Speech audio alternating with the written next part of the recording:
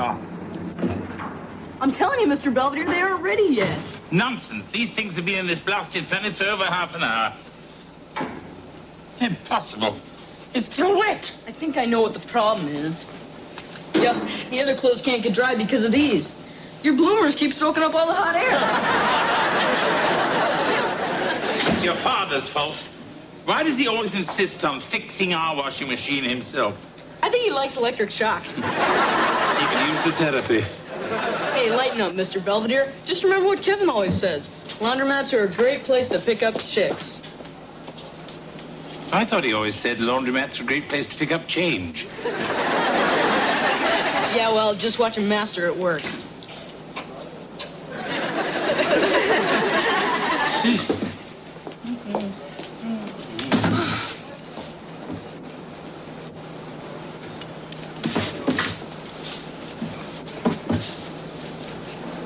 Oh, somebody been making mud pies? Excuse me. Oh, please.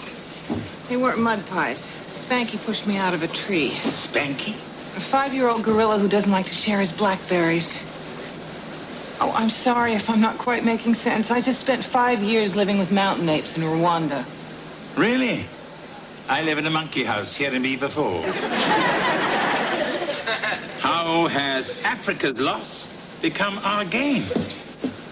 Oh, the grant money ran out, but the University of Pittsburgh offered me a position as a guest lecturer, so here I am. Well, neighbor, we must get together and swap stories about the Dark Continent. You've been there? Yes, I spent several years with Sir William Daly in the Congo. Actually, one of the tribes made me an honorary witch doctor. You're not serious. I have the shrunken heads to prove it. I'm Lynn Belvedere. Louise Gilbert. Boy, the attitude some women develop by the time they're 13. Lynn, here's my phone number. Why don't you call me? Say after 5? Oh, you can count on it. Well, it's been a pleasure, Louise. Who's that? Oh, just a chick I picked up at the laundromat.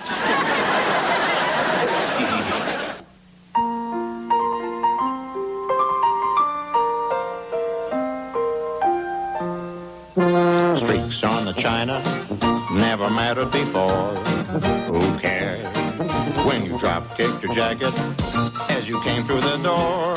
No one glared. According to our new arrival, life is more than mere survival, and we just might live the good life yet.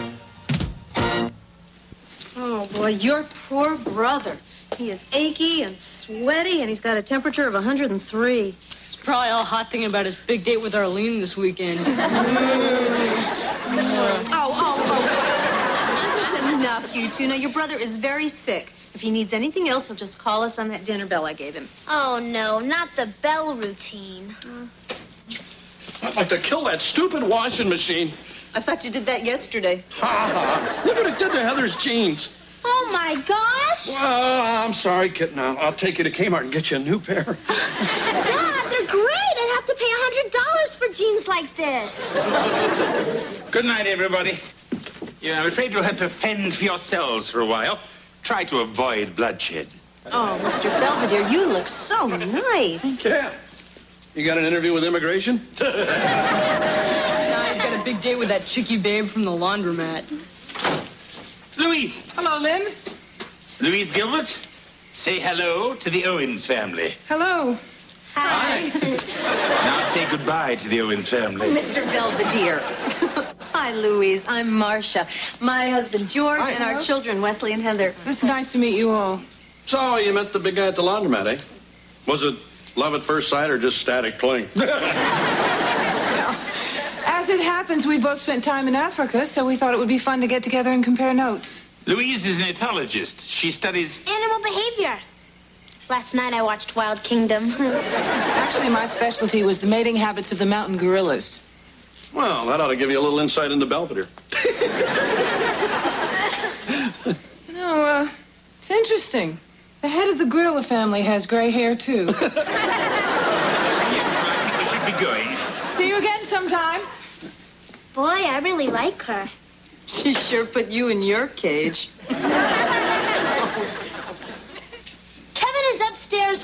routine with the chicken pox.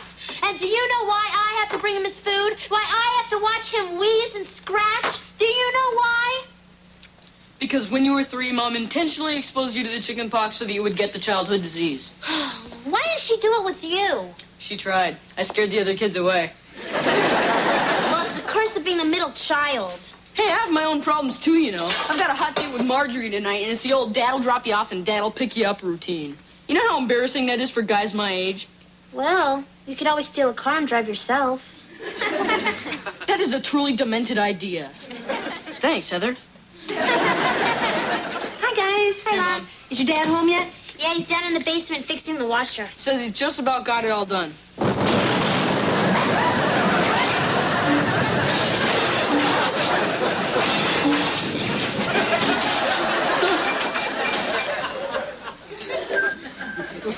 Whoa, Dad, you look like something out of Roger Rabbit.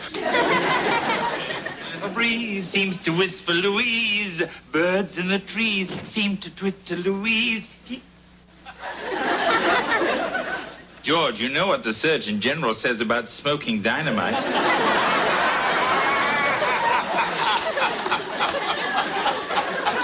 You're a riot, Belvedere. A regular riot. I know. And speaking of dynamite, I hope you don't mind if I borrow the station wagon tonight. I have a date with Louise. Again? But you were with her all afternoon. I was merely attending her lecture. Do you know, gorillas rise in the morning and eat, and then nap until dinner? Sounds like your schedule. Yes, well, anyway, tonight we're going to a drive-in. Yeah, we'll have a real great time. Don't mind him, Mr. Belvedere. He's just grouchy because you have a date and can drive and he has a date and can't. Oh, don't worry, honey. Daddy will drop you off. That's what I'm afraid of. I have a great idea. You get your gal, and I'll get mine, and we'll go double. You mean go to the drive-in with you? Uh-huh. I can't even picture it.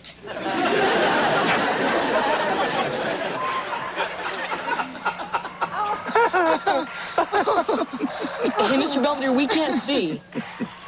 Oh, come now, Wesley. I didn't think teenagers actually came to the drive-in to watch movies. This is worse than being stuck with my dad. Wouldn't be so bad if they didn't have any heads. Forget it, Wesley. I packed the axe with the rest of your father's tools. Marjorie, don't you think that policeman looks a little like Kirk Douglas? Who? Oh, I must be dating myself. No, you're dating me. Oh, man, I think we're embarrassing them. All right, I'll behave. But only for a kiss. I meant a Hershey's kiss. Oops.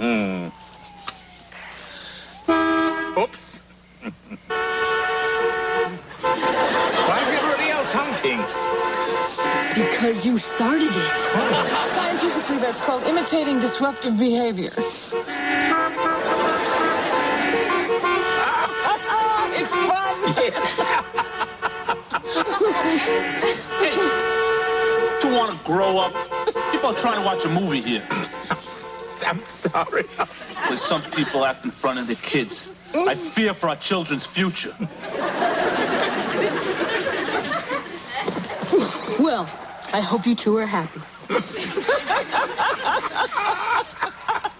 Sorry, hon. The washer warranty does not cover the problem. Well, that can't be. I mean, I don't even know what the problem is. Well, the problem is the warranty's only good for 36 months. You know, that always happens. A thing breaks down right after the warranty runs out. George, the machine is 13 years old. Well, I can still be mad, can't I?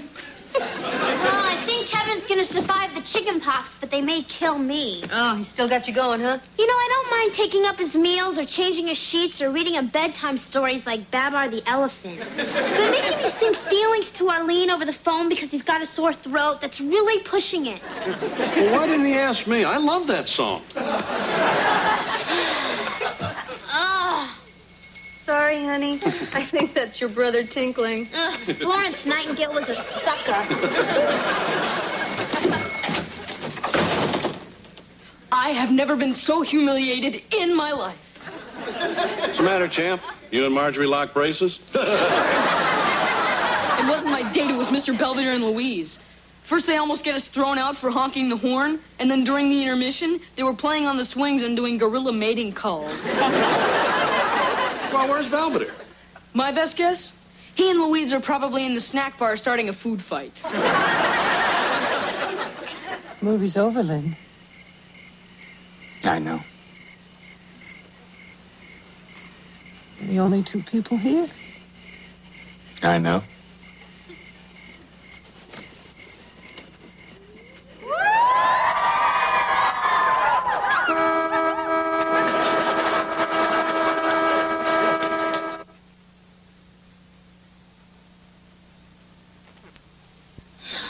I hope Kevin gets over the chickenpox soon so the doctor can start treating his real problem. What's that? Women. He won't stop babbling about Arlene. I just found him trying to escape out of his window. One more tight-up bedsheet and he'd be crawling down the driveway. Boy, I'm starving. Me too. Well, you're in luck because we have eggs rancheros. Oh, yeah? Yeah, I made them myself. But then I think about my darn cholesterol. Yeah, and you know you're never too young to start watching your diet. Adios, Mom. Bye. Hey, wait a minute.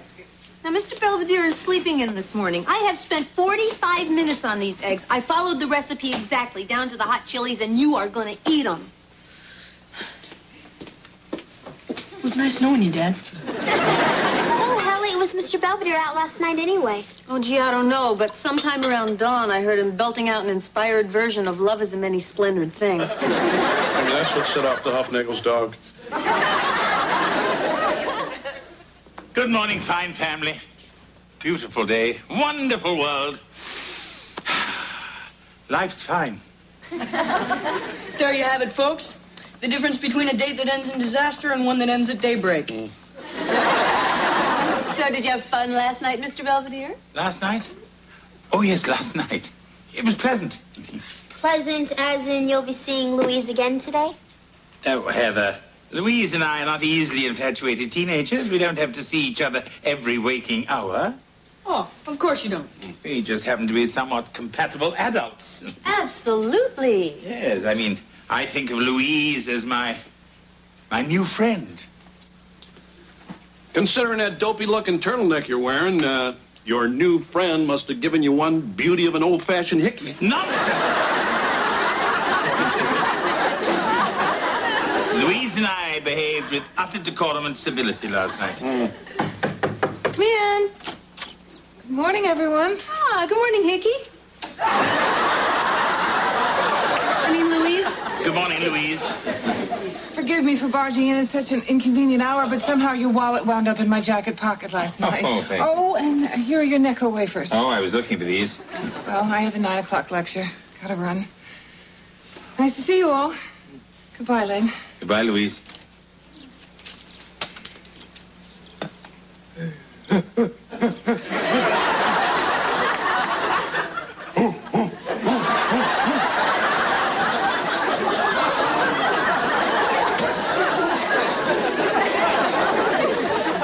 That was just a guerrilla gesture of friendship.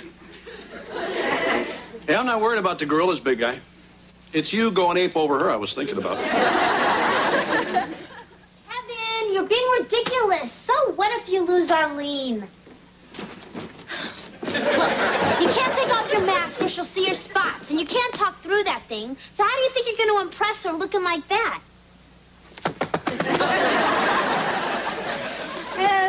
Have you seen my attache? What's that? You mean this? It's one of Louise's friends. Yeah, that's it. It's one of the gorillas from the mist. Kevin, is that you in there? What are you trying to do? Have a relapse? Now cut out the monkey business. Go upstairs, get undressed, and go to bed. Oh, I told you this was stupid. Sometimes I wonder about that boy. Must come from George's side of the family. Hey, what's the deal, hot lips? Not going out with Lover Girl tonight? Why should I, Wesley? We're not going steady, as you say in your simplistic American vernacular. Hello. Oh, hey, Louise. It's the girl you're not going steady with. Here's Printy. Get lost. Okay. Hi. Hi. Haven't heard from you in a few days. Well, I've been very busy. What with the spring cleaning and the Owens crawling out of hibernation. I've missed you. I must confess I missed you, too. Well, good. Because the professor I work with has a cabin up at Seven Springs. It's on top of a hill nestled among the pines, and I thought maybe we could... Go together? Am I being too forward? I'm used to spending time with gorillas, and they usually get right to the point. I'd love to go with you, Louise. Now, what should I bring? Toothbrush, change of clothes, and it's a private lake, so a bathing suit is optional. Hi, big guy. Hi, Louise. Oh. You okay, Belvedere? You look like somebody stole your ding-dongs. I'm fine. I'll call you, Lynn. 3 days and 2 nights in a cabin in the woods. Sounds wonderful.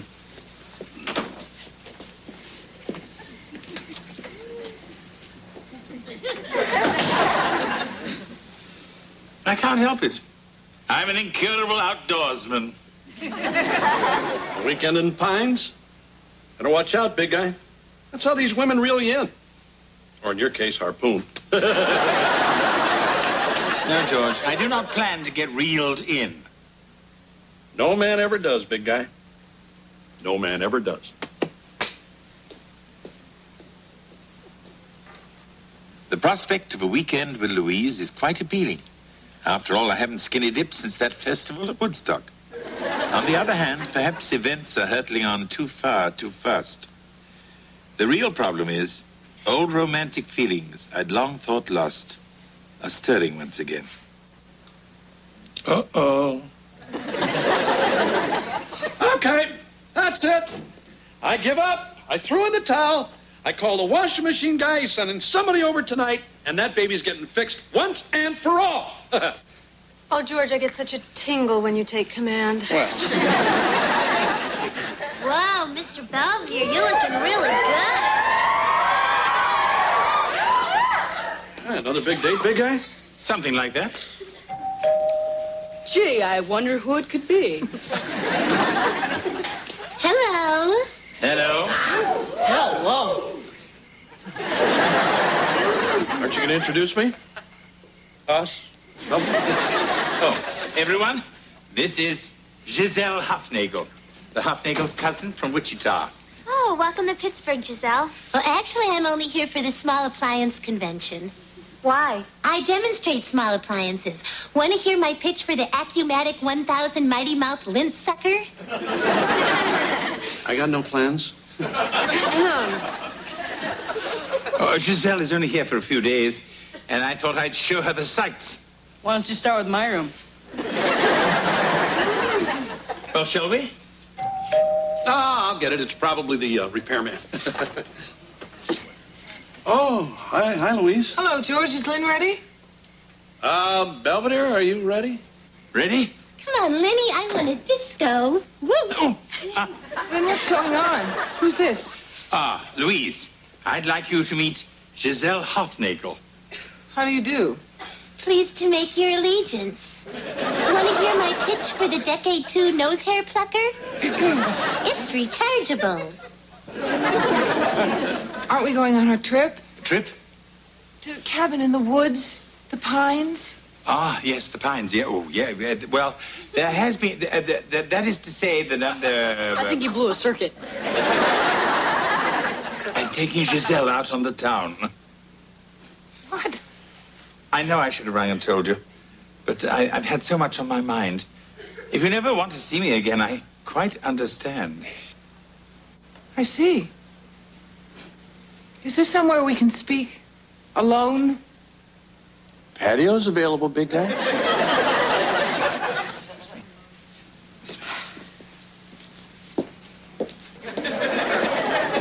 There's going to be some fireworks tonight. Speaking of fireworks, I'm Wesley. So what are you saying? Our big trip comes along and you simply forgot about it? It must be old age. I'm forgetting so many things lately. You didn't forget about your date with Trixie in there. Now, there's no need to drag Giselle into this. You're the one who dragged her in, remember? We didn't agree to go steady, Louise. Oh, so that's it. You think I'm crowding you. Well, if you want to play the field like some silverback Rwandan gorilla, be my guest. As much as I resent the simian comparison, I suppose a little freedom has its advantages. Oh, fine. Well, I sure wish we had this conversation before I laid out $150 for a black lace negligee. Black lace negligee. Ooh. You think she's going to hit him? I'd sure belt you. Where's Giselle? I don't know. Hey, Wes! Lynn, you have me at a total loss.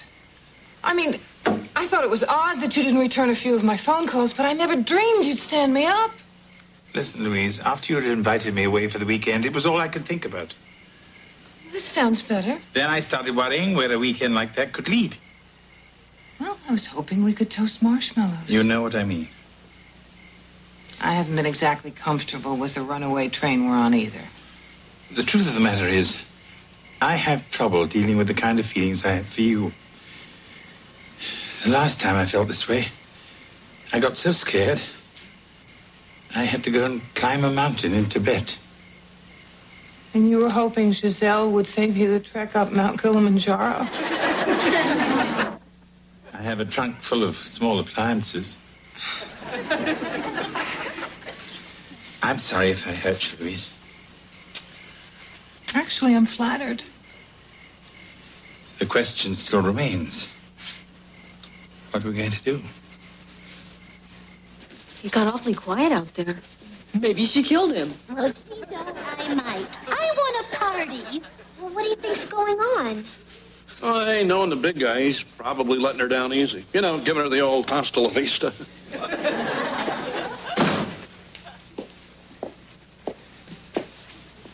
So, did you guys break up? Not exactly. We're going to get married. Does this mean we're not going out?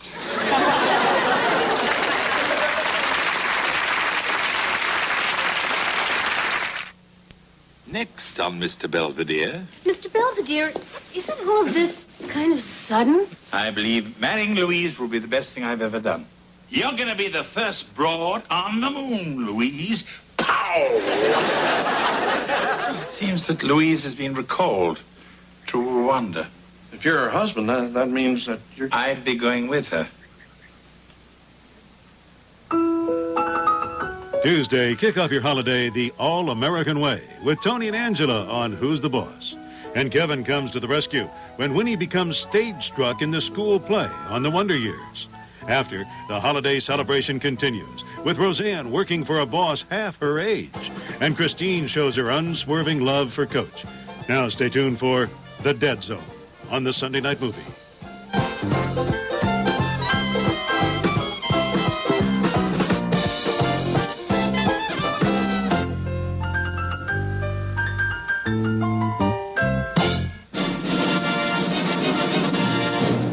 On Mr. Belvedere. Louise Gilbert, say hello to the Owens family. So, you met the big guy at the laundromat, eh? And a repressive government on Mission Impossible, followed by a notorious gun runner who kidnaps the younger brother and sister of one of the young writers. Now stay tuned for Living Dolls. Mr. Belvedere, I left my ironing for you in the kitchen. Thank you. I'll leave it on the curb with the rest of the trash.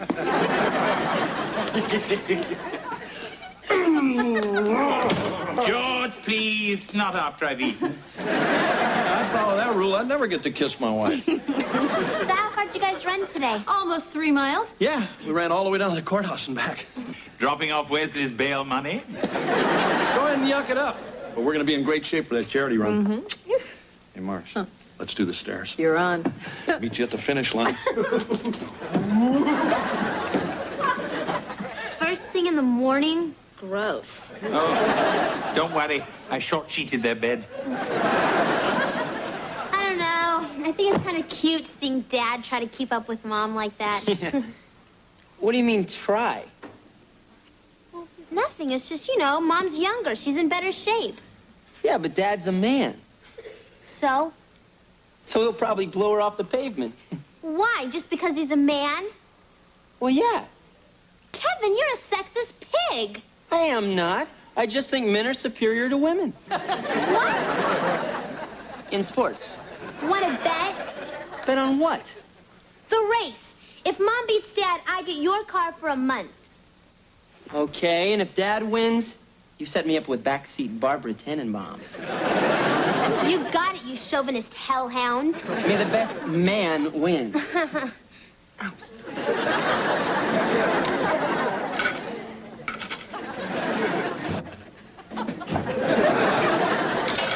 Wesley, why are you dressed like Oliver Twist? This big kid at school has been shaking me down for my lunch money. And he shook you so hard, your clothes fell apart. No, I'm wearing these to make him think I'm poor. Then maybe he'll leave me alone. But if you've already been paying him, he knows you're not poor. Nah, he's not that bright. Well, Wesley, I sympathize, but you can't leave the house looking like that. Then could you lend me some money? This jerk said if I don't give him enough today, he's gonna wipe me off the face of the earth.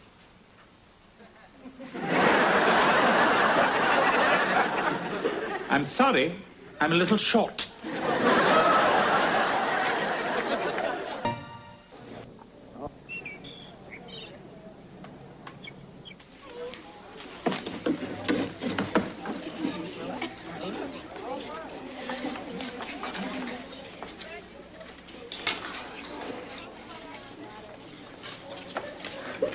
Wesley, hi. I saved your seat. Yeah, thanks, Marjorie. Hey, Wes, don't cut by today. Miss Rockland's not wearing a bra. Miss Rockland's a tramp. Yeah.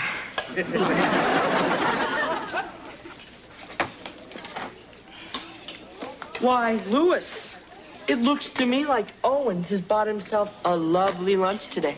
Yeah, and if he can afford to buy a lovely lunch, Ernie, he must have lots and lots of money. See you later, Wes. I hope. Come on, you guys, I'm tapped out.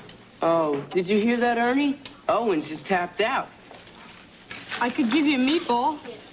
Say, those meatballs do look real tasty.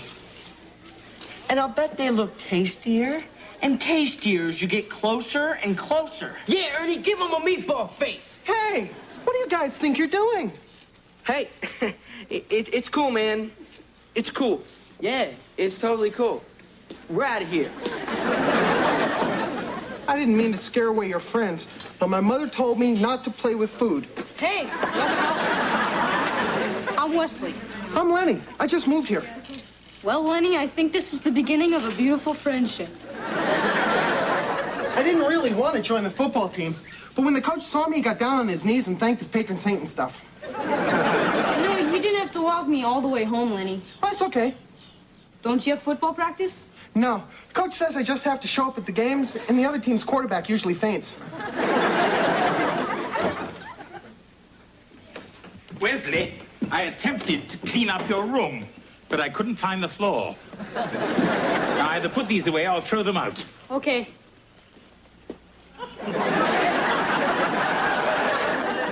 Who's your little friend? This is Lenny. Lenny, this is our housekeeper, Mr. Belvedere. Wow, you're almost as big as my mom. You must bring her by. And we can all play Twister. Okay. Come on, let's watch some TV. Oh, you like comic books? Hydrogen Man and Cosmic Crusher. Yeah, in this one, a guy gets thrown in a cage with a bunch of screaming, bloodthirsty hyenas. Sounds like my average day around here. These are kind of violent. I like Archie comic books. I like Jughead and Betty, and I kind of relate to Moose. Bet you think that's stupid, don't you? Well, I never really told anybody this before, but I kind of like Archie's, too. You do? Yeah, my favorite is Mr. Lodge. You know Veronica's dad? I like him because he's really rich, and he always takes advantage of people. Mom, why are you putting on makeup to go jogging? Well, I like to look nice for your father. Well, I guess if you can't win, you might as well look good losing. What do you mean? Well, I mean, you can't be Dad in the 5K. He's the guy. Heather, that has nothing to do with anything. Oh, wake up and smell the coffee, Mom. Wake up and smell the coffee, Dad. You don't know what you're talking about. Look, Mom is 15 years younger than you. There's no way you can keep up with her. Kevin, it's not like we're racing against each other or anything. Oh, good attitude. That way you can smile and wave as she runs past you.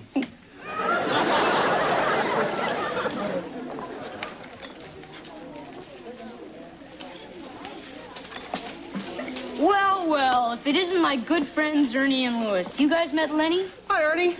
Hi, Louis. You know, I'm kind of short on cash today, and the Salisbury steak looks so yummy. You guys wouldn't happen to have a couple bucks to spare, would you? Boy, that's really nice of you guys. Someday, Owens. Yes, someday, Owens. Thanks, Ern. You guys are real sweethearts. I would have let you have one of my Salisbury steaks. I've already had 6. Yeah, but it wouldn't have tasted nearly as good. Hi, Wes. Oh, hi, Margie. I'll be right back. My parents are finally letting me have that party. Yeah? Tomorrow night, and chaperone. Yeah? Yeah, to bring some hot music and plenty of banaka. Hey, Wes, I'm going back for 7s. You want anything? No thanks, Lenny. Okay. What? What'd you make me do? You gorp! Oh! I'm sorry. Jughead once did the same thing to Betty. She was miffed, too. I guarantee you, he chewed her up and spit her out. I'm telling you, she turned him into dog meat. Grandma Hopnagel chasing Spot again? Hi, Mr. Belvedere. Here they come. Oh, boy. That was really fun. I really worked up a sweat. I think I'm going to take a shower. I'll join you. The more the merrier. But I get the duck. I don't get it. I lit a fire under Dad this morning. I was sure he was going to go out there and annihilate her. I can't believe you interfered like that. I am shocked. You tried Mom, too, huh? Oh, I thought I had her going. Why are you two so interested in who finishes first? Oh, just a little friendly wager between a loving brother and sister. Cain and Mabel. Maybe we just weren't clever enough. I've never stopped you before.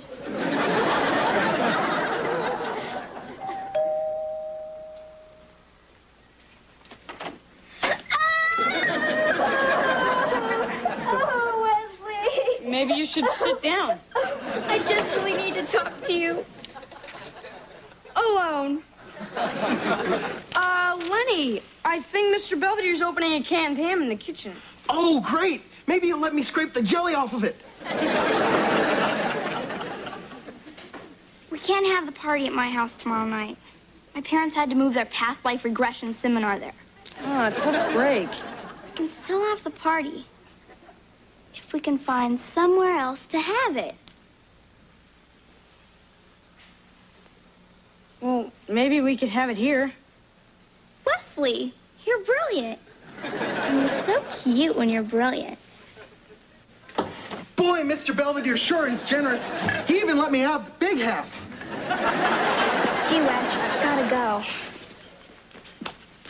You're not gonna invite baby Huey to the party, are you? Lenny, he's my friend. Well, I'm your friend, too. And I'm a better kisser.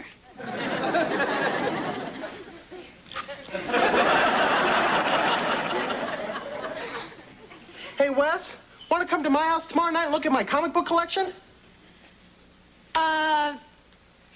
I can't, Lenny. Saturday nights, my family goes Latvian folk dancing. Oh, that sounds like fun. Can I come?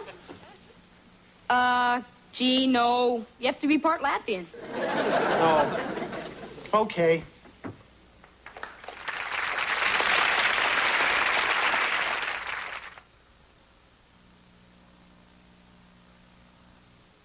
Tomorrow. Hey, Mr. Belvedere, what kind of hors d'oeuvres are you planning for my soiree tomorrow night? How about some happy face cookies? Don't embarrass me. I've graduated to more adult pursuits. Fine, I'll put out the brandy and cigars. Come on. don't worry. I'll prepare something pubescent. I suppose I'll need extra food for Lenny. Perhaps a water buffalo. You don't have to worry about Lenny. He went on a diet. Well, see ya.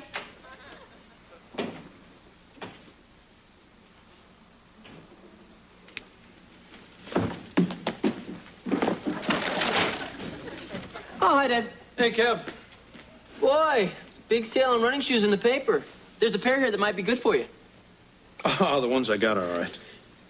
Okay.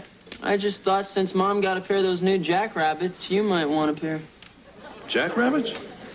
Oh, yeah, right here. $190? For that money, they should be chinchillas. Boy, she must really want to look good. Or else she really wants to win. Where are you going, Dad? I'm going to bag me some jackrabbits. Your father spent $200 on running shoes? What do they do? Fly? I think it's neat that Dad's getting into trendy sportswear. Maybe what he's trying to get is an edge on me. He wouldn't do that. Would he? Come on, Viv. We're going to the mall. Hey, pretty hot shoes, Dad. How they feel? I don't know. They felt better at the store. Perhaps if we removed the shoehorn. Hey,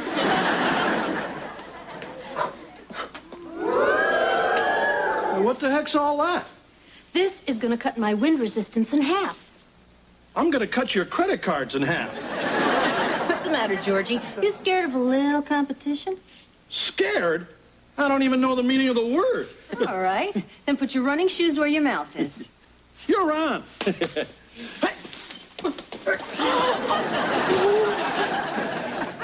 Well, I hope you two are happy. All you've done is turn a simple charity run into Death Race 2000. Yeah, isn't it great?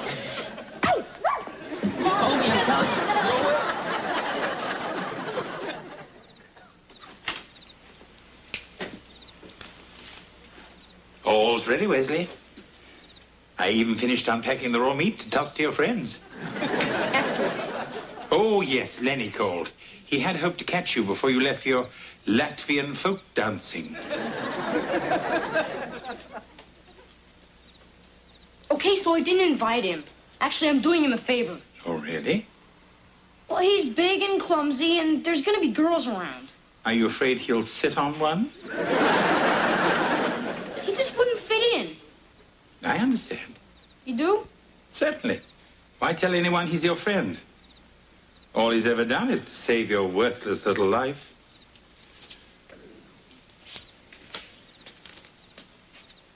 Enjoy your party.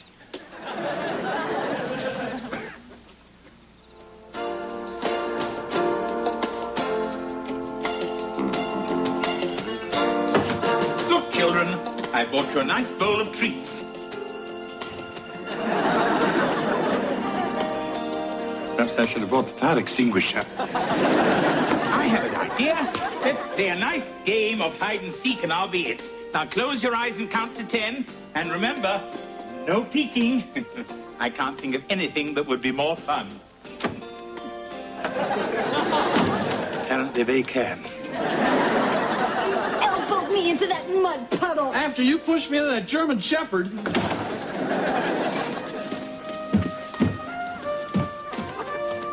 Hey, Wes, who said you could have a party? I did. Problem with that? I'm gonna get some punch. You want some? No, but I'd like my gum back. With any luck, that'll be the vice squad. Ah, something better. Hi, Mr. Belvedere. Look, everyone. It's Lenny. Hi, Wes. Hi, Lenny.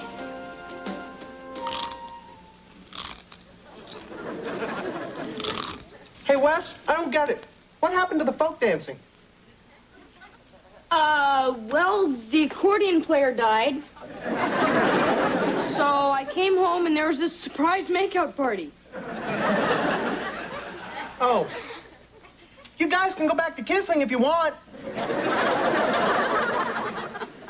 Oh, Oh, boy, Cosmic Crusher in 3D. Sure you don't want to check it out? Trust me. I can almost feel it crushing the life out of me. I know just how you feel. I can't believe he just showed up like that. Yes, well, it is annoying when someone you've kissed off turns up at a kissing party. That's my point. I've got 5 couples out there, and Lenny. Who's gonna suck his face? Don't look at me.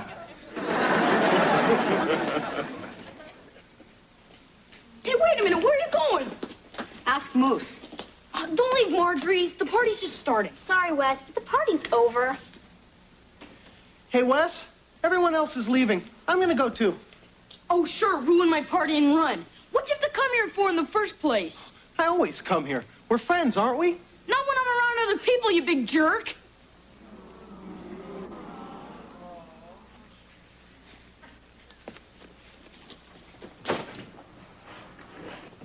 Well, how about some pin the tail on the donkey? Wesley, bend over.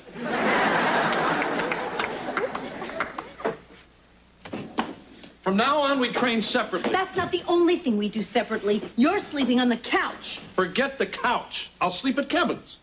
You know, this race is getting much more interesting now there's a wager on it. Oh, I didn't bet on the race. Me neither. Good morning. Morning. Morning. Boy, Mom, you look like you're faster than a speeding bullet. Better watch out, Dad. Well, gotta run. Bye. Heather started this. I think she had some help from Kevin. And your heartwarming idiocy did the rest.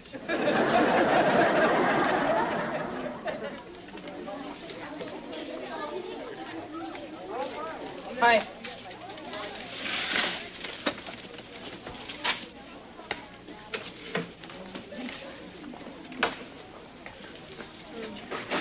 Hey, Owens. Looks like you and the Jolly Green Giant had a falling out. Yeah, looks that way to me, Ernie. I think you owe Wes a little apology. Yeah, a little apology. And a lot of money. So what do you say, buddy? Yeah, what do you say, buddy? I'm sorry. Owens is sorry, Lewis. You sorry, Owens? Yeah. I'm sorry Lenny's too nice to use your ugly face for a battering ram. You're asking for it, pal. Oh, I'm real scared, worm lips. You must want to die, Owens. Better than smelling your rat breath. Throw it to the ceiling, Ernie. Go ahead, do it. Listen to your stupid little slave. Hey, you're bothering my lunch. I didn't know you were still eating. I'm always still eating.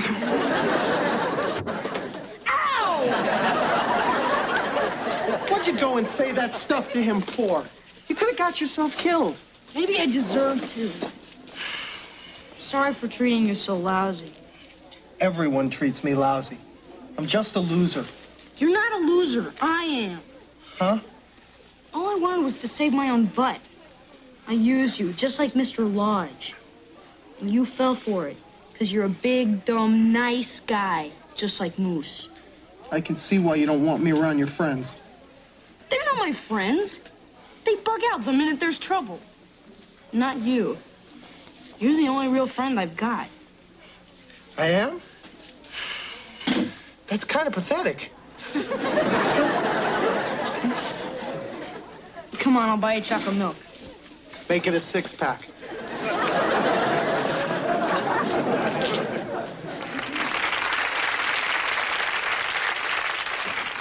Take the dumb VCR so you can watch your stupid jock interviews all day long. And you can keep the stove. You don't know how to use it anyway. Hi, what's going on? So you two all set for the big race? Forget the race. Your father and I have something to tell you. We're getting a divorce. What? I will decline spousal support in return for 70% of all community property. 70%? That's it, Buster. Take it or I'll see you in court. Oh, to hell with it. Anything to get rid of you. Mr. Belvedere. I'm sorry. I tried. The only thing left is who gets them. I don't want them. I never wanted them. Oh, my God, wait. See, me and Kevin made a bet on who would finish first in your race, and we each tried to make you want to win real bad, and it didn't work. So we got together, made you hate each other, and now you're getting divorced, so please don't, because it was all just because of our stupid, stupid bet. We know that. You do? How do you know? A little birdie told me. So I take it you two aren't getting a divorce? No. You had to learn not to manipulate your parents. Yes, that's my job. I hope you learned your lesson. All right, Mom, Dad, I'm really sorry. Me too.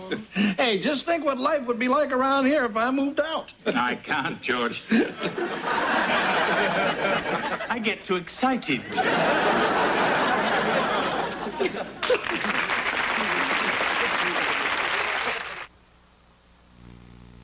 Mr. Belvedere will be right back.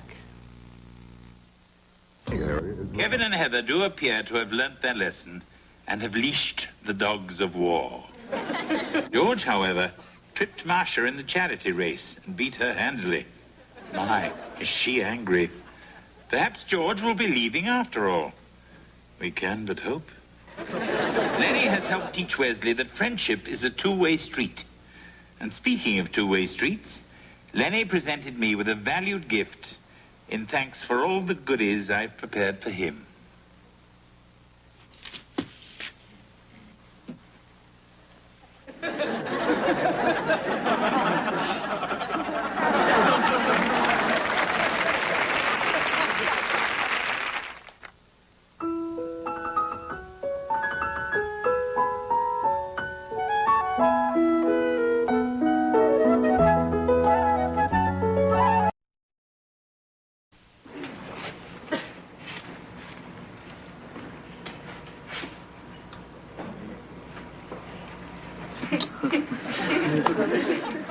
You told me to never mark up my books. Well, this is different, honey. You see, I have to underline the important parts I need to remember. The whole page is yellow. Well, see, honey, I have a whole other book to color, so if So what do you want for your birthday? Oh, whatever you get me, I'll be just fine. Wasn't fine last year. Sure it was. I mean, I thought I was getting you a boat trip. I didn't know you had to get cremated first. Now, don't be upset. It was a very nice thought. So what do you want for your birthday? Oh, I don't know. How about a new brain? Oh, yeah? Or maybe a pen. Okay, I'll get you one of them.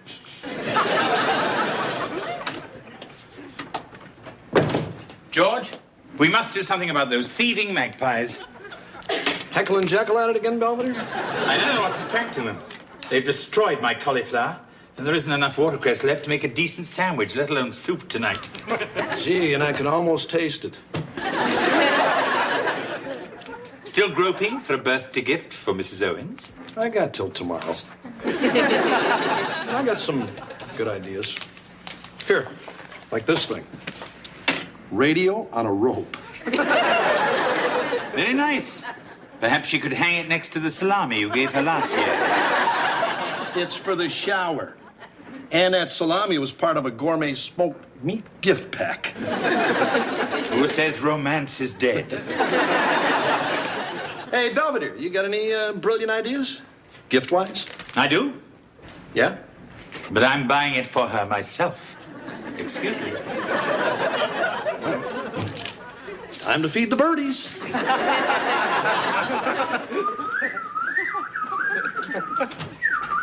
Here, Echo. Here, Jekyll.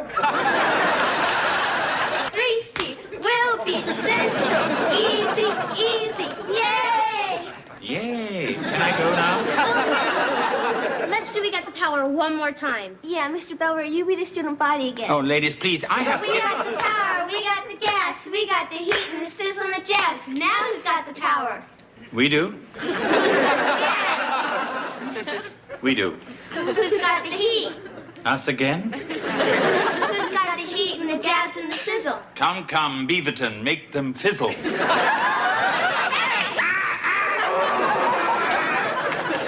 Hi. What's going on? Me and Angela are practicing. We're going to be cheerleaders. Oh? Well, I'm not, and I have dinner to prepare, so if you'll excuse me, I'll have to get back in the kitchen. We're having lamb chops, greasy, greasy. And a vegetable. I like your butler, Mrs. Owens. Oh, he's not a butler, Angela. He's our housekeeper. I'm sorry, I wasn't told. It's okay. Anyway, me and Angela are trying to get our routine down. So, when did all this happen? A sudden interest in cheerleading? Oh, it was Angela's idea. Well, actually, it was my mom's idea. She thought it would be a good way for me to learn to speak up. Are you going to have time for all this? I mean, what about your service club, the Iron Maidens? I'm still going to help people. Yeah, we even thought of a couple cheers to do at the old people's home. Medicare, yeah, yeah, yeah. So, what are the trials? 5 o'clock, and we're going to make it too, right, Angela? Yeah, we've got the sizzle. I'm sure you do. And there's only about 45 other girls trying out. Oh, really? And only a couple of them are blondes, and one has really bad skin.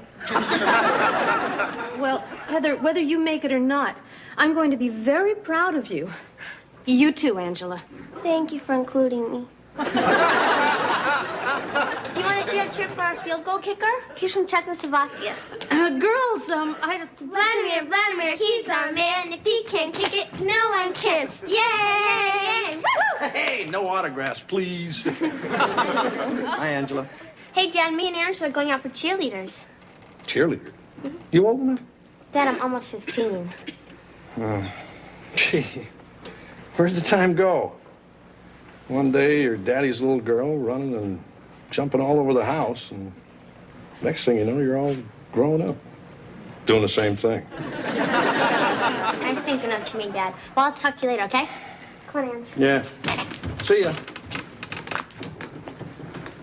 Men in my little girl's life. Men in my little girl's life. Hello, Vicky? Hi, it's Kevin. I'm honored you returned my phone call. So listen, I was wondering if you want to do something Friday night. Like go to a movie or Vegas? Oh, sure, hold on. She's got one of those things you can take more than one call at a time. Do you believe that? Yeah. Hi, I'm still here. Oh, well, if you can't make it this Friday night, how about next Friday? Next Saturday? Sometime before we finish high school? Tonight? You mean you can go out tonight? It's Mom's birthday. I know that. Well, what time tonight? Okay. All right, I'll pick you up at 7. Bye-bye. Well, hopefully she's worth it. Trust me, she's worth anything. With missing Mom's party and breaking her heart? Hey, come on, just get out of here, okay? I'm leaving anyway. I'm gonna get Mom a present. I might get her a brain.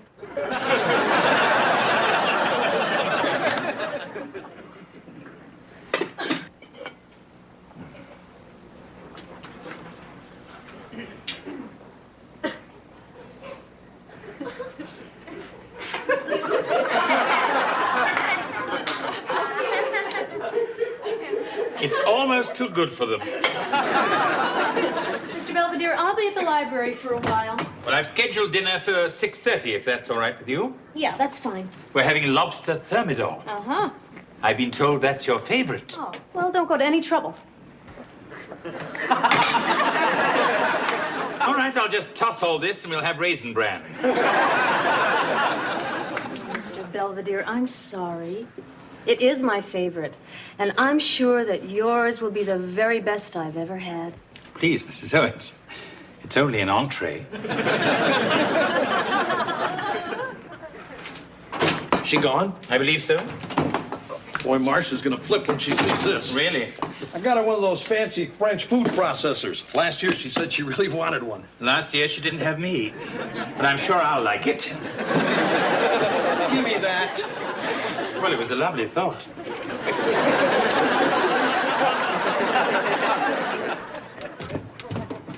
Happy birthday again, Mom. Thank you again, Kevin. I'll be home for dinner. Oh, yeah, what time are we having it? Around 4? I believe Mr. Belvedere said 6:30. Oh, so you think you're gonna open all your presents first, right? Well, I don't know. We'll probably do it after the cake. There's a cake? Hey, Mom, guess what? What? Mom, rah, rah, rah, sis, boom, bah. Mom, we made cheerleading. You did? Yeah, isn't it great?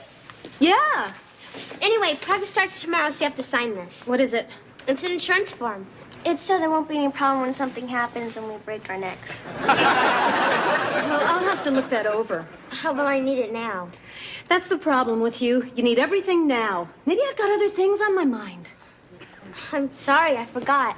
It's my mom's birthday today. Come on. Give me an H, give me an A, give me a P, P to Y. Stop it. What's the matter? Nothing. It's just that there are so many other things you could do. The band, drama club, weightlifting. Are you saying you don't want me to be a cheerleader? Yes. Mother. Look, it's just that I don't want you wasting your time jumping up and down, screaming your lungs out like some silly... No cheerleading. Does that include me?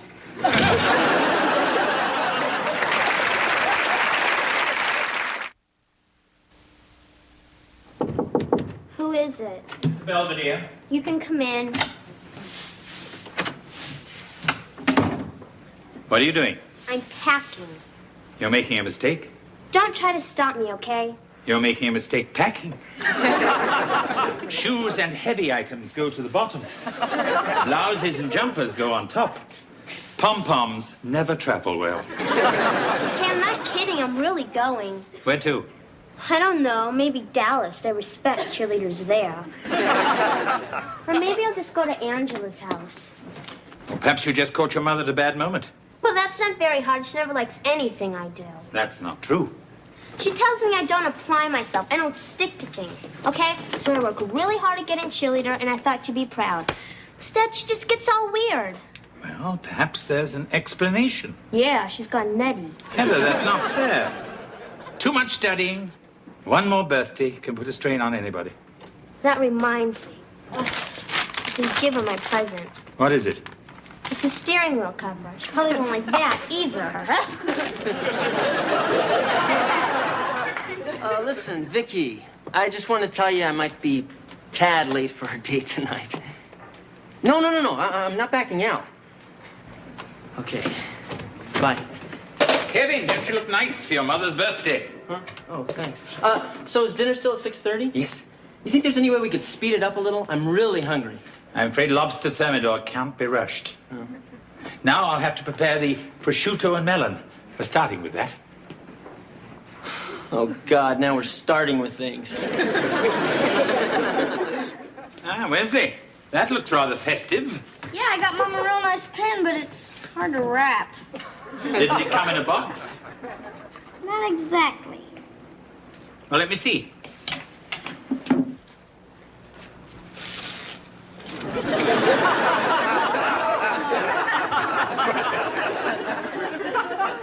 Very nice. Did you get it at the bank or the post office? The bank. Post office just had chains. Wesley, you stole this. I had to. I mean, I had $5, but the pen store's right next to the arcade, and I only meant to play one game. Yeah, I think I'm getting the picture. The question is, what are you going to do about it, Cut off the chain? You're going to take it right back. Mr. Belvedere, everybody does stuff like this. That's not true. Ever seen our towels? I'm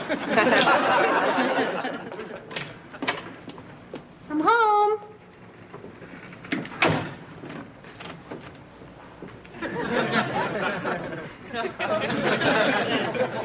Mrs. Owens, you're back. Yes. How was the library?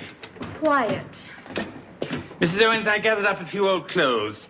I thought I'd give them to charity. Fine. Most of them are yours. I thought you'd like to look through them first. No, not really. Oh, you really should. No, it's okay. Oh, go ahead. No. Make my day.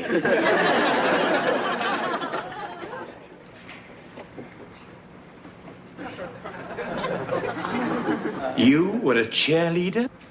Yes, I was. Imagine that. Okay, I know how this looks. Cheerleading. It was good enough for Mom, but Heather isn't allowed to... Mrs. Owens, I'm just the housekeeper.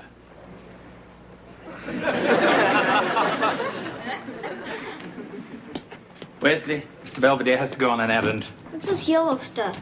That's a sauce polonaise, and put the lid back. You're letting out all the goodness. I think it already left. I'll be back in 20 minutes. Go clean your room.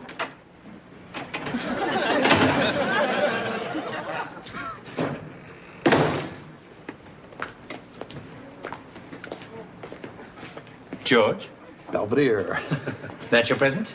Yep, that's yours? Yep. I hope we didn't get the same thing. Somehow I doubt it. Right. Mine's leather. Mine's lace. Mine's better. You're fired. Hi, Dad. Hi, kitten. Hey, you better wrap that before your mom sees it. I'm moving to Angela's house. What? What's the matter? Dad, Mr. Belvedere, the kitchen's on fire! What? Wesley, what have you done? I didn't do anything. Mom, the house is on fire! I didn't do it. Wesley, what fire? Where? In the kitchen. Mother, what is that? Not now. It's okay. Just a little grease fire in the oven. A couple of pots boiled over. I bet that yellow stuff started it. Haven't seen you in that since the big game. Why don't you show Heather the Nittany Split? Your mom was the greatest. Rah-rah. I don't believe this. Heather, You were a cheerleader and you never even told me? It never came up. It did yesterday. I got scared. Scared of what? That you'd wind up like me. Nuts. Honey, I just don't want you stuck on the sidelines cheering for everybody else. It should be you out there. You want me to go out for football? I want you to do whatever you want to do and not have to wait 20 years to do it. Oh, you mean like you trying to be a lawyer? Good example. But me and Angela just thought cheerleading would be fun. Well, it starts out that way, but if you're not careful, it becomes a career. What do you mean? Well, first I was turning cartwheels for the school team. Next thing I knew, I'm cheering on my own team. First your father, then you guys. Are you sorry you had us? Oh, no. No, not for a minute. It's just that, well, sometimes when I'm sitting in my classes with all those kids calling me ma'am, I just wish that I'd thought a little bit more about myself instead of going sis boom ba for a bunch of dumb jocks. Mom, if I want to, I can be a cheerleader and a lawyer. I know. Except I can't do either right now because I'm pregnant. I'm just kidding. See how much worse things could be? Where do I sign? Right here. Ah, it still fits, and I'm not surprised. Thanks, Mr. Belvedere. I wish to announce a slight change in the menu. The lobster thermidor is now lobster jerky. And I'll know about the rest of the courses when they stop smoldering. Somehow the oven and the burners got turned on full blast. I didn't do it. Don't look at me. Dinner ready? Well, it must have been a malfunction. Heather, Wesley, there's ice cream and cake to prepare. Kevin, you come too. Well, what happened to dinner? Somebody tried to make fast food. So, Heather, you still taking a road trip? Huh? Oh, no, everything's okay. What's okay? Well, Mom didn't want me to be a cheerleader because it messed up her life. And she was afraid I'd end up like she did, doing sis boom bop for a bunch of dumb jocks. Thanks, Mom. You're welcome. Any dumb jock in particular? Well? This isn't what I had in mind. Go on. Well, I just figured if it takes 2 hours to cook something at 300 degrees, it'd only take 1 hour to cook at 600. Pity we don't have a kiln. We could have eaten yesterday. That's funny. Kevin, I don't wish to sound needlessly cruel, but this seems like something your brother would do. Yeah, I know. It's just, if only you could see my Vicky. You don't have a Vicky. Huh? I don't have a lobster thermidor. You don't have a Vicky. Hey, I don't understand.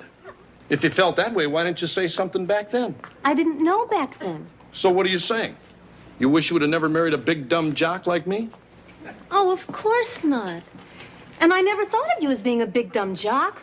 I mean, you never played that much. Sure, bring that up again. Look, Don't you know I'm behind you? Don't you know I want you to be an attorney? Or anything you want to be, huh? Oh, sure I do, honey. It's just that sometimes I think you'd be happier if I still was that cheerleader. You know, a brainless little Cupid doll in a lace nightie. Uh-oh. To you, happy birthday to you. Happy birthday, Mrs. Owens. Happy birthday to you. Come on, Mom, blow out the candles. Make a wish, Mrs. Owens. All right. Come on, Mom, open your presents. No, let's not. Let's go to the movies. Come on, Mom, here's my present. Okay.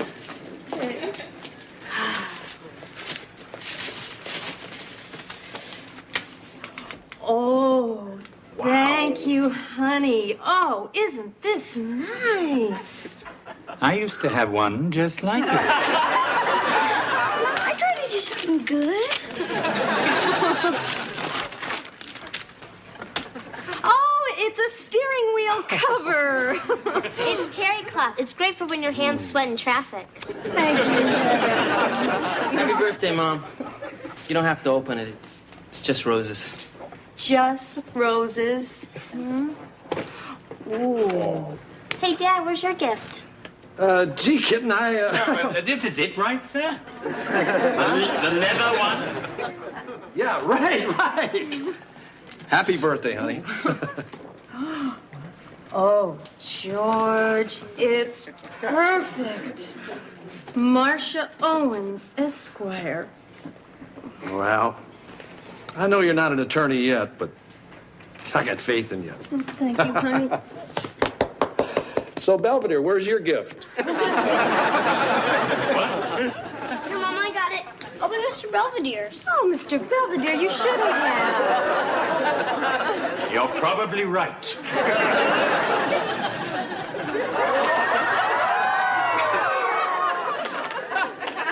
Like it?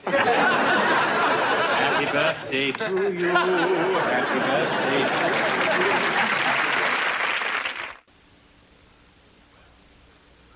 Well, I've survived another typical day with the Owens clan. Generational conflict, miscommunication, fire, and theft. I hope they're insured for all that. Marcia seems to have come to terms with her doubts about the past, as well as her doubts about my present. I'm going to get you for that, George. Oh, footnote to scholars who may read this in the original. There's a reason I'm using a crayon.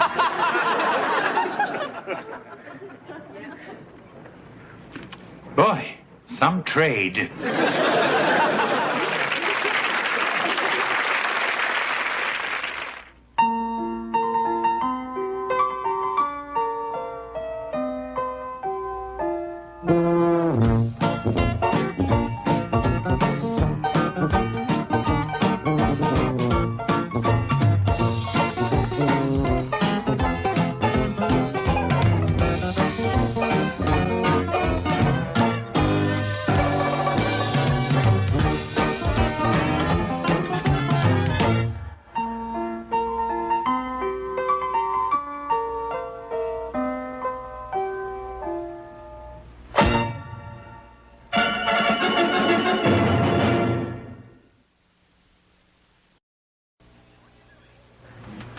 Kevin, what are you doing? Juggling. Oh.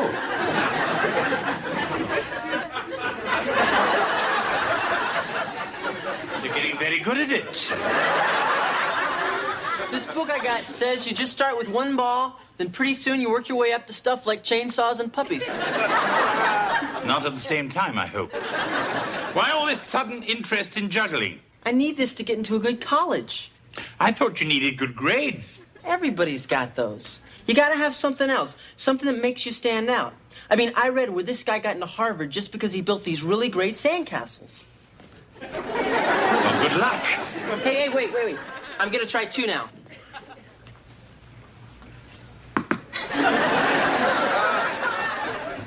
Well, there's always Barber College. Afternoon, ladies. Afternoon. Mr. Belvedere, if you're having a party for 50 people, how much prune juice do you need? How early do you want it to end? Well, we're just trying to get our refreshments together for the open house at the rest home. What do you think, Mr. Bell Pepper? Let's see. Strained carrots, creamed corn, tapioca pudding. This may come as a shock, but some senior citizens can actually chew. Boy, I'm glad we asked. How was the shopping trip? Do we have any aspirin? Oh, that good. It happens every time. We get to the mall, I turn my back for 1 second, and they disappear.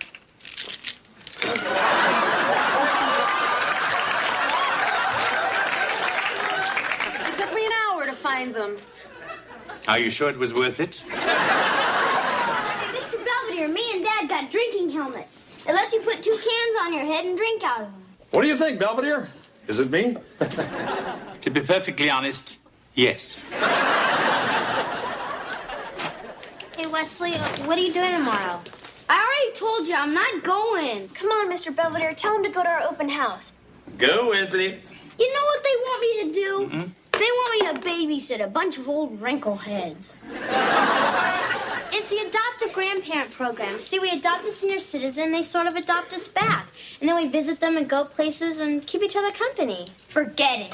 Besides, if I want to lift some old person's spirit, I've got Mr. Belvedere. Come on, Angela, let's go. Hey, Mr. Belvedere, look, I'm getting better. How about that? Hey, we got any eggs? No. You think I'm being selfish, don't you? Well, it's your decision, Wesley. But remember, you'll be an old wrinklehead yourself one day. If you live. I don't know. I mean, what do I want fake grandparents for? I never even knew my real ones. They all died before I was born. I didn't know that. Yeah, Wes would have loved Grandma Cameron. She was great. Oh, yeah? Always taking us places, buying us things. All I had to do was point at something and she'd get it for me. You mean old people have money?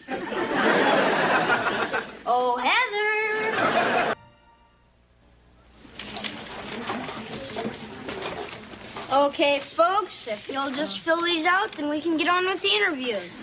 Wesley, what are you doing? Nothing. What's this? Just a little questionnaire I made up to make sure I choose the right grandparent. Annual income, major credit cards, stocks and bonds. I am surprised you forgot T-bills and life insurance.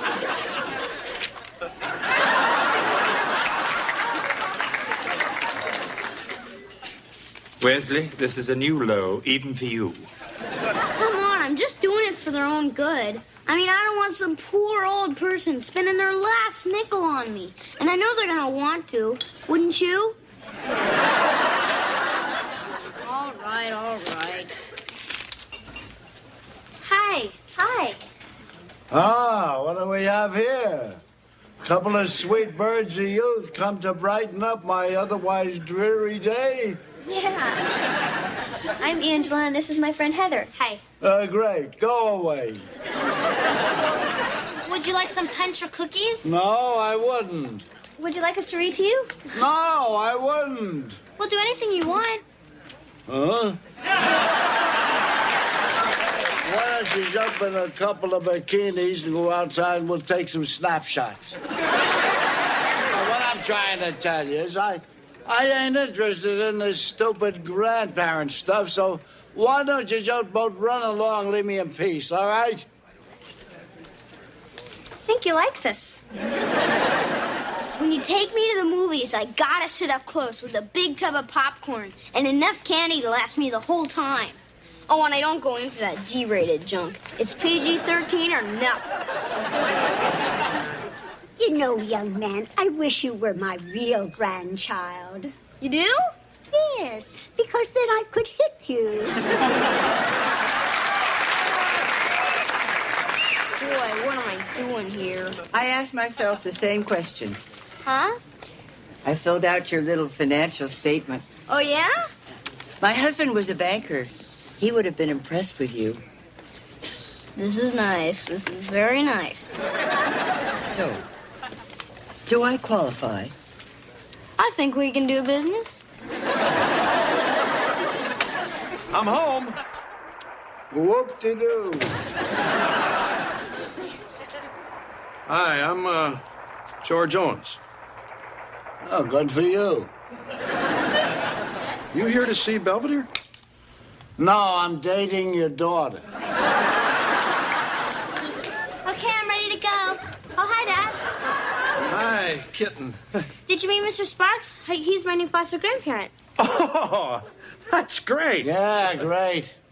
They take people who are perfectly contented, drag them outside, and make them do things. Yeah, we're going to a concert in the park. I hate music. Too bad. I hate pop. You two kids have fun. I'll have her back by Tuesday. Wesley, I can only stay a minute. I need a leash for that boy. I'd be happy to lend you mine. I just thought he should get his sweater before we go play miniature golf. Now, watch out for him. He cheats. Well, I know he's a little con artist, but he is just so lovable. I wish I could take him home with me. Sign here. Okay, I'm ready. Remember, dinner's at 7. Oh, no. Mom said I could eat out with Grandma Eunice. Yes, we're going to Wee Willie Winky's Pizza Cartoon Theater. It's her favorite restaurant. Oh, mine too. Good luck. Come on, let's go. Go where? You know, to play miniature golf. Oh, right. Wesley, I told you to get a hat. Huh? You told me to get a sweater. Oh, yes, that's what I meant. Come on. Let's go.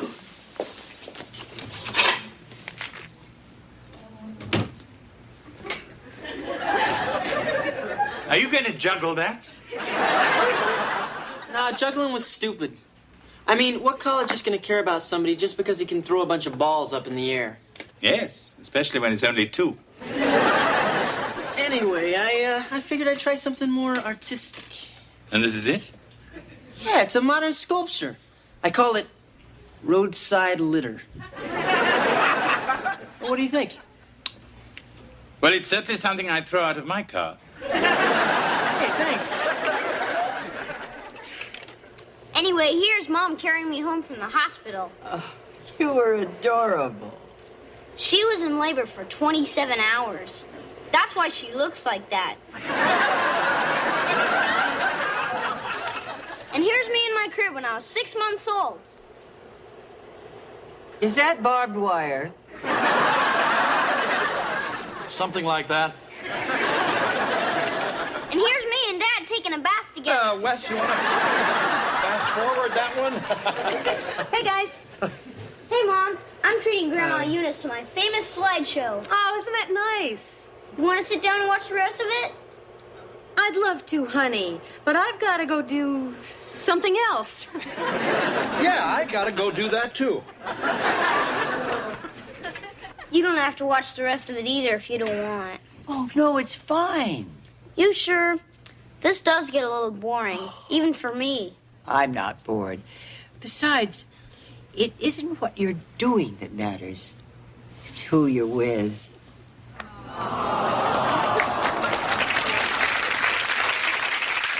What's this? That's Wesley's new gelato machine. Told him not to take advantage. Then you better not look in the garage. What did she do? Buy him a bike? Go-kart. Well, bye. Me and Grandma Eunice are going to the movies now. Wesley, what did I say about letting Mrs. Dodson spoil you? Go for it. Come on, Mom. It's not my fault. I told her she doesn't have to keep buying me stuff, but she likes to. Anyway, the movie tonight is my treat. Well, it's very nice, Wesley. Where did you get the money? Grandma Eunice gave me $20. Wesley? Is everything okay? Oh, sure. Mrs. Dodson, I really don't think Wesley should be taking any money from you. I don't think so either. But you did give him that $20. Oh, no, I didn't. Sure you did. Wesley, I was going to use that money for the movies. But you gave it to me. I did not. Don't you remember? You said it was all the money you had. No, Let it go.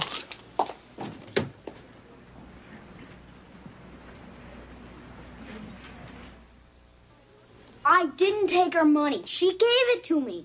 She must have forgot. $20? You believe me, don't you, Mr. Belvedere? Of course not. Hey, what's with Granny Goose? She flew out of here without even saying goodbye. Dad'll believe me, won't you, Dad? Sure I will, pal. What did he do? Mrs. Dodson said he took $20 out of her purse.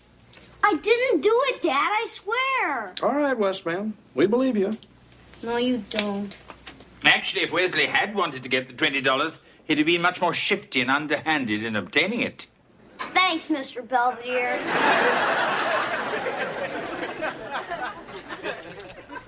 I told you I don't want to go to the movies. But it's Cocoon. It's all about old people. Just what I need, a change of pace. Hi, Mrs. Dodson. Wesley, what are you doing here? What's that? I'm bringing back all the stuff you bought me. Why? I didn't ask you to do that. Did I? No, it's just everyone says I took advantage of you. So, here. All right. I'm gonna go back to the U-Haul, start bringing in the rest. Anyone want this? Nice to see you again, Mrs. Dodson. Hello, Mr. Belvedere. I guess I did go a little overboard. I just wanted to tell you how upset we all are about what Wesley did. Oh, it's all right. Not that I put anything past him. I don't think he really is such a bad boy. We always had our suspicions about that little crook. But stealing the $20 has finally proved it. Oh, he didn't take the money. I gave it to him. I just forgot. You forgot? I forget about a lot of things. I think I have Alzheimer's disease. But just a few lapses of memory doesn't necessarily mean that you I have... know. It might be something else. That's what the doctors keep telling me. Of course.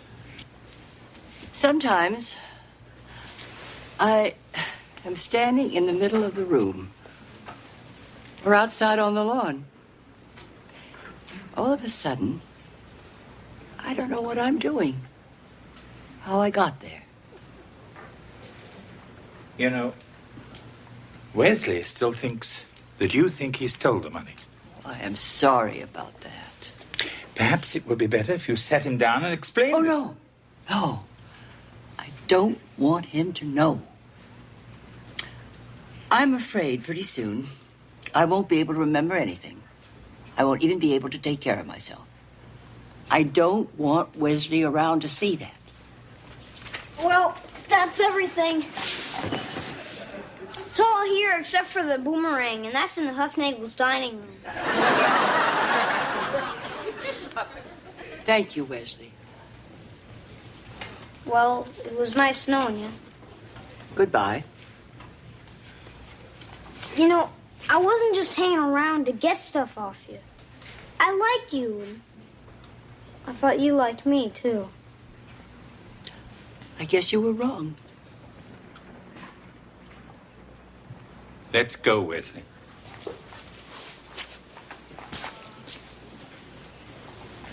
Here, I forgot this.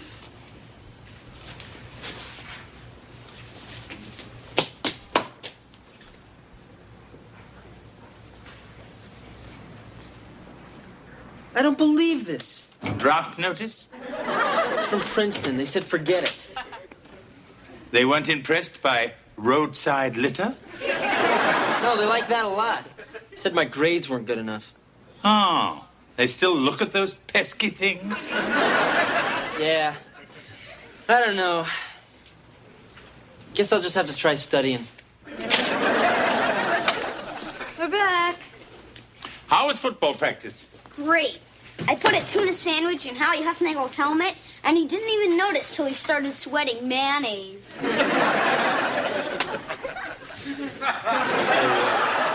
That's not so funny, champ.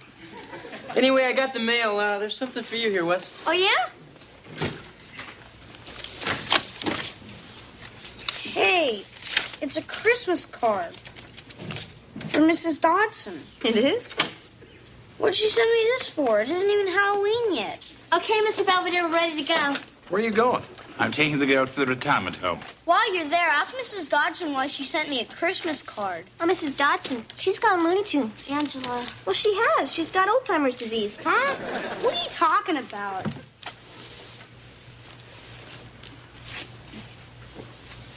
Hey, what's going on? You guys aren't telling me something. Wesley, Mrs. Dodson has Alzheimer's disease. What's that? Well, it means she's kind of sick in the head, honey. It affects her thinking, her memory. That's why she thought you took her money, pal. Because she just forgot she gave it to you. Oh. So why didn't anybody tell me? Because Mrs. Dodson didn't want us to.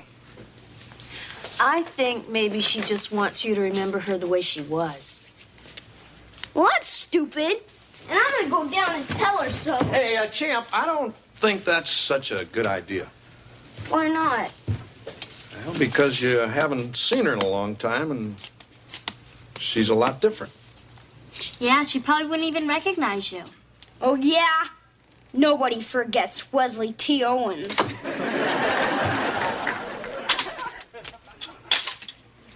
Hey, see my wheelchair?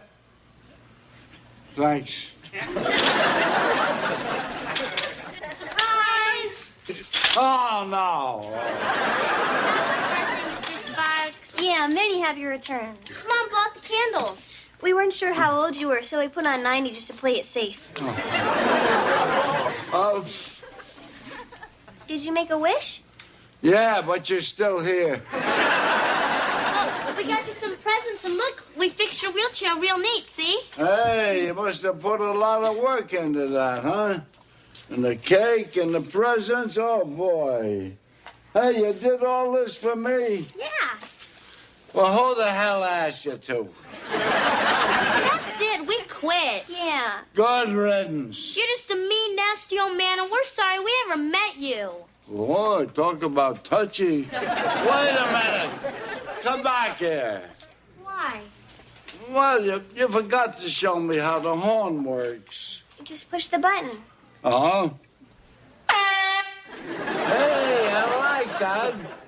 Hey, what do you say, girls? Why don't you wheel me down to the East Wing? It's quiet hour down there.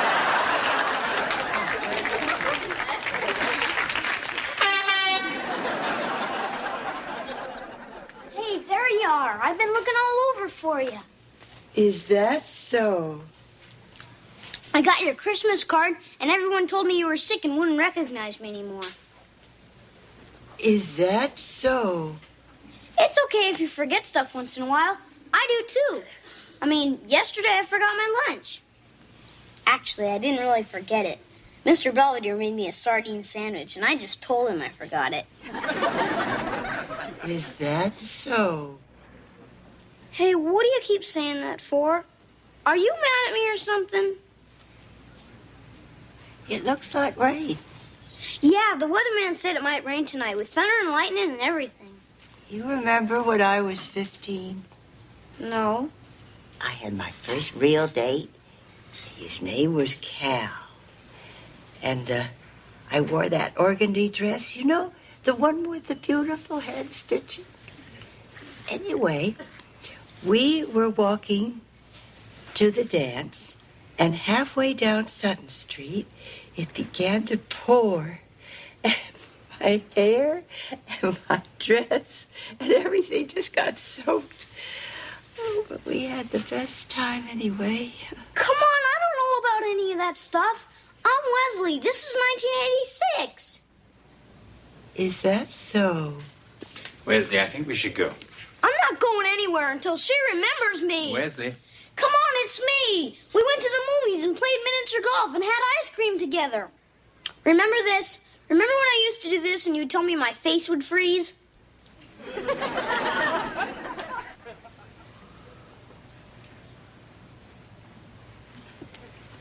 I'm sorry. All the fun we had, all our great times together. It's like it never happened, like we never knew each other. But you did. And that's what's important. Yeah, I guess so.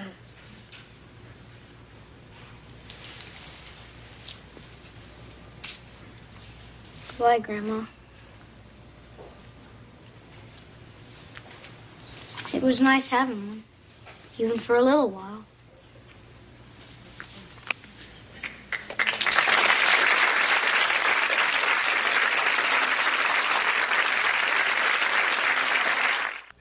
At any rate, I'm very proud of Heather and Wesley. They still visit the retirement home from time to time, and I think the experience has given them a better understanding and appreciation for those in their golden years. As for me, I agree with Bernard Baruch, who said, "Old age is always 15 years older than I am."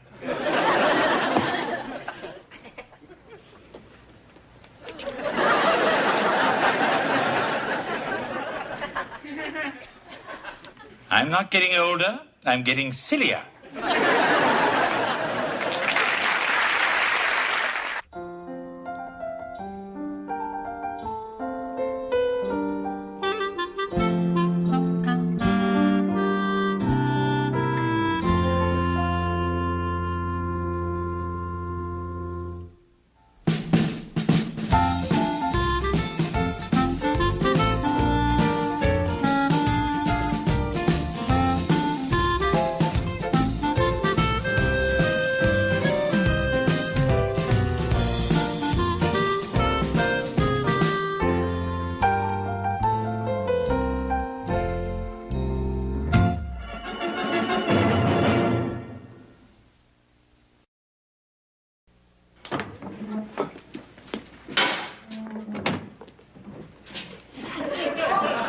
Wesley, what are you doing? Morning, sir. I'm making your favorite breakfast. Oh, really? It's a waffle. Except I broke the waffle iron, so I had to make pancakes, but I'm using Dad's golf shoes to make the little holes. That's very ingenious, Wesley. However, I might have removed the grass and mud first. Well, anyway, I made you some fresh squeezed orange juice, and I even picked out the seeds with my own fingers. How thoughtful. So do I get to go to England with you? No. But I want to be there when the queen hits you with a sword and makes you an OBGYN. Wesley, she's not making me a gynecologist. She's giving me the OBE, the Order of the British Empire, for services rendered. And nobody renders them better than you. So can I go? As I've already told your brother and sister, I shall decide who goes based on my own criteria, not on transparent attempts at buttering me up. Good morrow, my liege. Your Majesty. George, have you seen my civil law briefs? No, but I've seen your cute little pink ones. Great. Maybe I'll just hand those in. Uh-oh. Want some syrup on your waffle? How about some weed killer? Well, I think you should take me, Mr. Belvedere. Then you'll have someone to dance with at the royal ball. Forget it, Heather. No dogs allowed. Maybe they'll let you chase the foxes. Listen, both of you, this is how it will be decided. Each of you will write an essay in 50 words or less on why I want to go to England. The entries will be due this afternoon, and the decision of the judge, that's me, will be final. Any questions? Can you enter as often as you like? Look out, gang. Mom alert. Coffee, Mrs. Owens? No, I don't have time. I was too busy trying to scrape this candy bar off my assignment. Oh. I wondered where it was. I'll be a little late. I've got something to do. Wesley, can't you ever hang this up right? Please. Sorry. Mom's in a good mood. Yeah, she's been like this all week. She's even been jumping all over me, and I'm her favorite. I don't know, guys. Maybe it's school or something. Yes? Yes, all right. I'll give her the message. Who was that? Dr. Benjamin, confirming Mrs. Owens' appointment for this afternoon. Dr. Benjamin? Who's he? You guys ought to know him. He delivered all three of you. What's Mom need a baby doctor for? Oh, don't look at me. I don't see Mom yet. Come on, Wes. Boy, I can't wait till she has the baby. It'll almost be better than getting a dog. Will you relax? We don't even know for sure if she's pregnant. Yeah, but you know what it means if she is? They still... Do what? Mom back yet? Not yet. I got first dibs on listening to her stomach. Look, Wes, your mom doesn't know we know anything, so let's just let her tell us in her own way. Hey, she's here! Okay, everybody, just act natural. Hi, everybody. Hi. Yeah, hi. So, how was school today, Marsh? Fine. Belvedere fixed some coffee. Want a cup? Not now. How about some pickles and ice cream? Wes. Dr. Benjamin called after you left this morning. Oh. Look, I didn't want to say anything until I knew one way or the other. So are you gonna have a baby? I don't know. I'll find out tomorrow. Oh, look, honey, either way, I'm thrilled. Thanks. Well, I'm gonna go upstairs and lie down. Yeah, you go rest up. I'll be up in a while. Or not.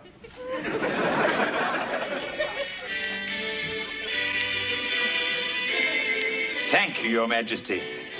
This medal is a great, great honor. I'll put it with the others. Getting ready for the prom? Hello, George. Pretty excited about your trip, huh? Mm-hmm. So, what's this little doohickey the Queen's giving you? This little doohickey is the Order of the British Empire. What empire? Decided on who you're taking? Not yet. How about me? I wouldn't mind leaving the country. Already hearing the patter of little feet? Well, it's sort of caught me off guard. I mean, Marcia and I pretty much agreed to stop after having Wesley. That certainly would have stopped me. The thing is, Belvedere, I'm not getting any younger. I mean, I'll start out feeding him baby food. By the time he gets to college, he'll be feeding it to me. Calm down, George. I mean, with Marcia going to law school, there's going to be a lot of stuff she won't have time to do. Making bottles, changing diapers, toilet training. Somebody's got to do it. Sure glad you're here, big guy.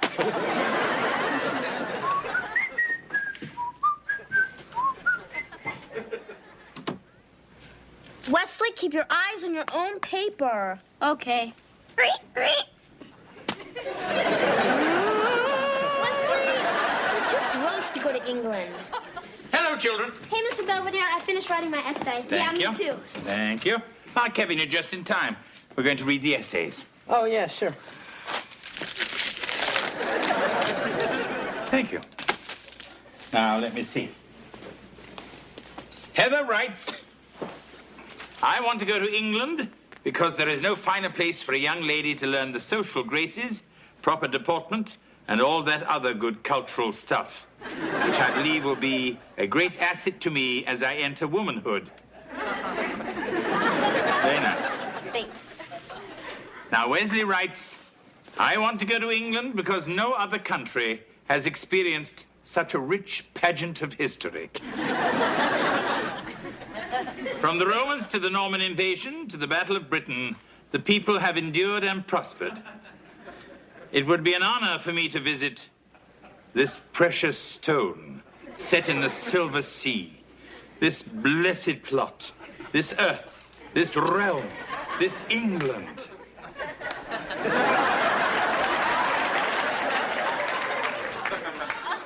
Very stirring. And finally, Kevin writes, I want to go to England because there's going to be a big party and I might get lucky.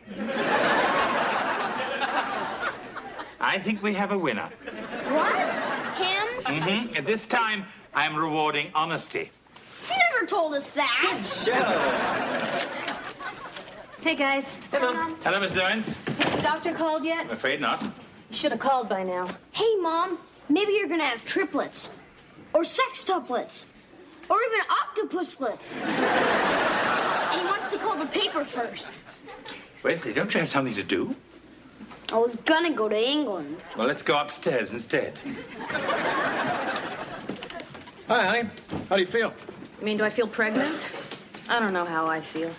Hey, look. Even if you do have a baby, it's no big deal. I mean, we got Belvedere. You'll still be able to finish law school and everything. Oh, sure I will. Yeah, sure you will. No, I won't. I know how I am. I'll stay home with the baby and be a good mother, and everything I want will get pushed back another 10 years. Hey, come on, Marsh. Don't start with I the... can't believe it. It's exactly like last time. Everything was all set. Kevin and Heather were old enough. They were both in school. It was finally going to be my turn. Then Wesley comes along and screws up everything. Hey, Wes. Oh, hi, honey. Yeah, hi. Hey, what do you got there, champ? Oh, it's for my science project. I'm gonna go out and catch some fireflies, see if they'll mate in captivity. What are you going to do, drop them off at a roach motel? Thank you, Doctor. Thank you very much. Good news? I'm not pregnant. I'm sorry, honey. It looks like you won't be getting a little brother or sister. Well, that's okay, Mom. At least you won't have another kid to screw up your life like I did.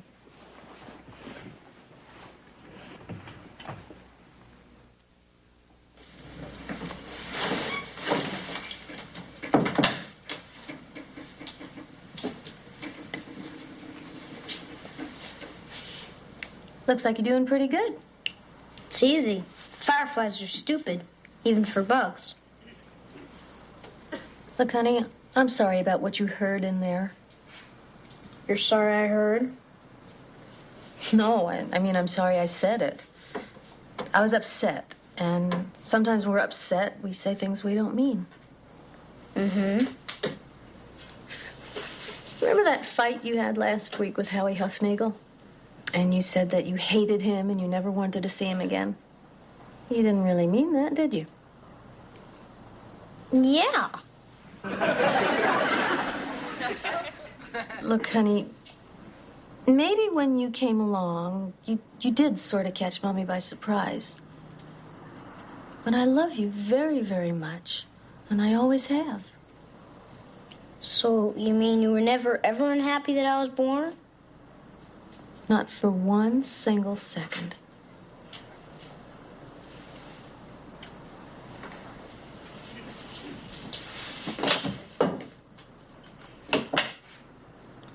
Liar. Wes, Come in. all tucked in, champ? Yep, I said my prayers and everything. I snuck you up some cookies. Those are Mr. Belvedere's. I know. I swiped them out of his underwear drawer. Thanks, but I'm not hungry. I just want to go to sleep. Oh, that's okay, pal. I'm not going to keep you up. I just wanted to make sure you're okay. I'm okay. Good. Because your mom really loves you. It's just she's under a lot of pressure with school, and we got to do everything we can to make things easier on her. Don't worry. I'll do my part. Atta boy. Good night, buddy. Bye.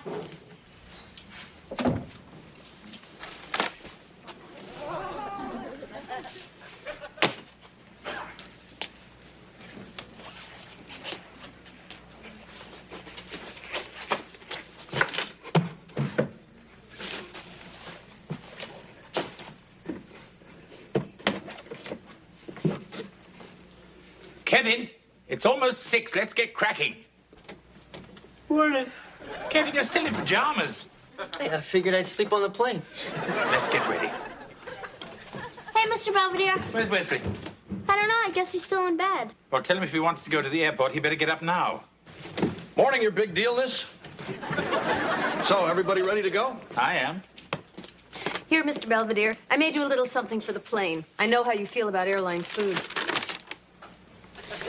I feel differently now. Wesley's gone. What? He left a note for Mr. Belvedere, but I read it anyway.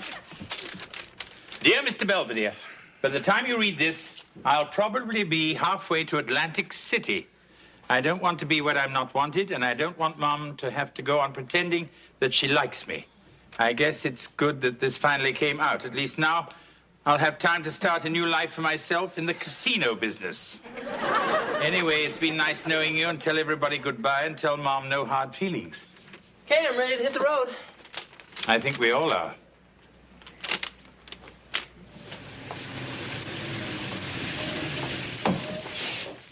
Excuse me, I'd like to buy a one-way ticket to Atlantic City, please. Okay, kid, that'll be $27.50. That much? I'm afraid I'm a little short. Look, kid, Come on, can't you give me a discount? I don't take up much room. I'll even sit on some lady's lap. They go for that.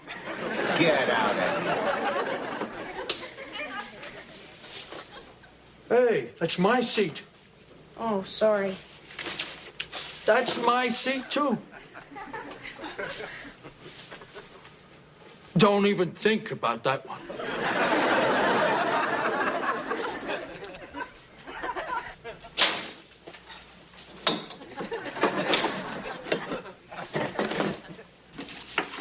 Can I get you something?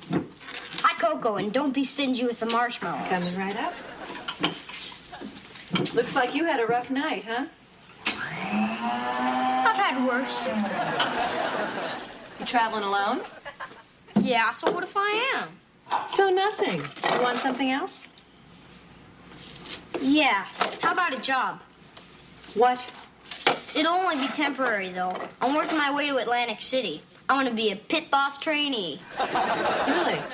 I'm going to get a hotel room on Baltic Avenue. I hear the rent's still pretty cheap. Look, kid, believe it or not, I'm kind of busy. So why don't you just call your mom or something? I'm sure she's real worried. Yeah, sure. Look, I'll work real hard, and I promise I won't eat much. Look, kid. I'll split my tips with you. Yeah, that's tempting, but sorry. Fine, if you won't give me a job, maybe some other stranger will. Oh, hold it. All right, come here. Put on the apron and then start cleaning up, okay? Thanks, you won't regret it. You're kind of cute, you know that? Don't get hooked on me, lady. I'm bad news. That was excellent service, young man. Just doing my job. This is for you. Oh, a quarter. Thank you, ma'am. Maybe I'll go open an IRA. Excuse me? I said have a nice day. Cheapskate. Not a big tipper, hey, kiddo? I've been working almost 2 hours, and all I made is 57 cents. Yeah, and half of it belongs to me. Ah, forget it. Thanks. Boy, I'm never gonna get to Atlantic City. Big deal. It's just Altoona with an ocean. I made you a cheeseburger. Thanks. I never met anyone who could make greasy food as good as you do. You're just saying that. No, I mean it. I think your kids are real lucky. I don't have any kids.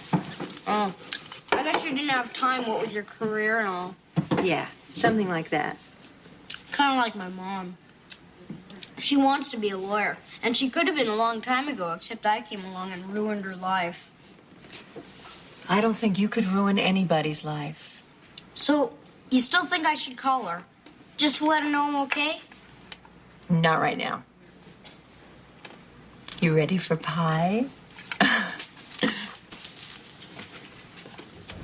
Now, look, Kevin, you check the restrooms and I'll look over there. You know, we're never gonna make our plane. Kevin, how can you think of such a thing when your brother is missing? I'm sorry. So long as you are, why don't you call and book us on a later flight? He's not on the bus. But they told us he bought a ticket to Altoona. I'll see if he knows anything at the window. All right. Where do you want him? Oh, just put him over there, honey. I'll be back in a minute. Sure.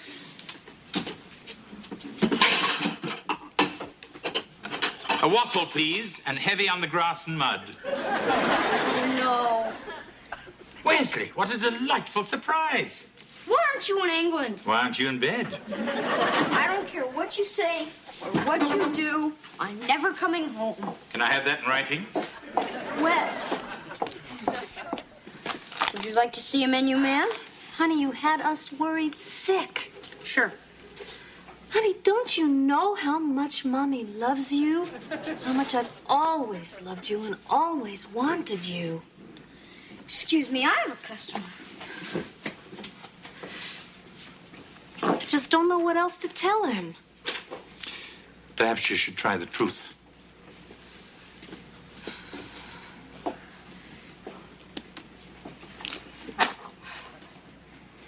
I think I'd like to order now.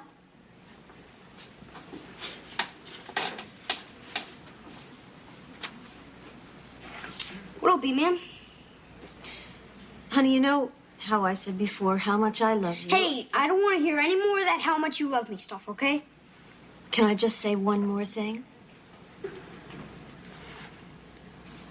I didn't really want you, and I was unhappy when you were born. I think I liked the other stuff better. Wes, you know how much you've always wanted a dog? Yeah. Well, that's how much I've always wanted to be a lawyer. Really? So when I found out I was going to have a baby, it made me feel real unhappy and sort of mad at you, even though it wasn't your fault. Oh. I guess that's why it took so long for me to come out. I was afraid you were going to hit me. Actually, it was your father I wanted to hit. So anyway, how long did it take before you could stand to look at me? Not very long. Now, I tried to stay mad at you. I really did. But when I finally got to know you, well, there's something about you that's pretty irresistible. Well, that's the first thing you've said that makes sense. I love you, Wesley. Me too. Come on, let's go home. Just a second. That's my mom. Yeah, I sort of figured. Sorry, but I gotta quit now. Oh, that's okay. I would have appreciated a couple of weeks' notice or even a couple of years.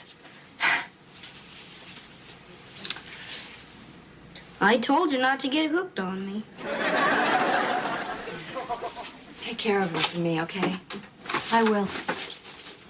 The cops haven't seen him. Wesley, you little creep. Oh. Hey, champ. Okay, we're in business. I got us a flight out of Harrisburg. Oh, hey, Wes. That'll get us to Philadelphia, just in time to catch a shuttle to Washington. Then we hop a nonstop 747 straight to Amsterdam. Kevin, I thought we were going to London. Yeah, we are. I got us a flight out of Rotterdam. We have to take the bus to there. I think I'll just stay here. No, come on. We can make it. Let's get cracking. Here's the rest of the dirty dishes. Thank you. Sorry, if it wasn't for me, you'd be getting your medal right now. That's all right, Wesley. Who needs royalty when you've got baked-on grease? You know, I still say we could have made it to Harrisburg if that guy driving in front of us wasn't going so slow. You mean the state trooper?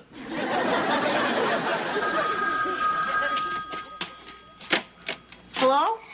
Oh, hi. Yeah, he's here. He's doing the dishes. Look, don't get mad at him, because it really wasn't his fault. It was mine. Who's on the phone, Wesley? Queen Elizabeth, she wants to know where you are. Hold on, Liz, he's coming. Your Majesty.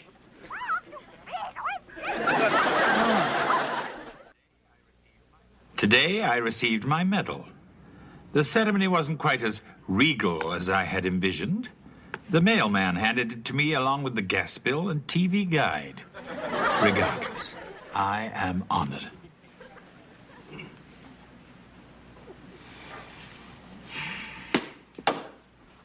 Of course, I mustn't let this go to my head. It's not as if I've been knighted. Not yet.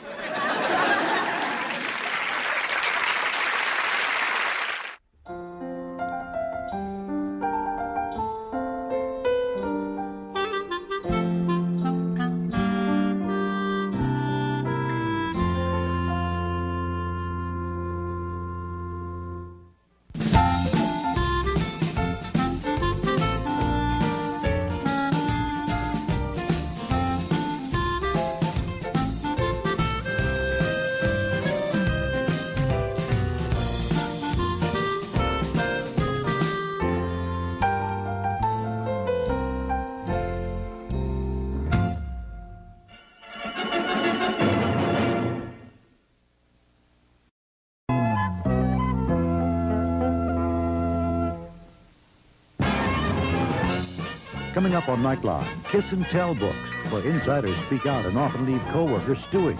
Among the guests, Larry Speaks and former CBS News president Ed Joyce. Sunday at 7, two children form an unusual bond of friendship to save the legendary Sasquatch. It's the exciting conclusion of Bigfoot on the Disney Sunday Movie.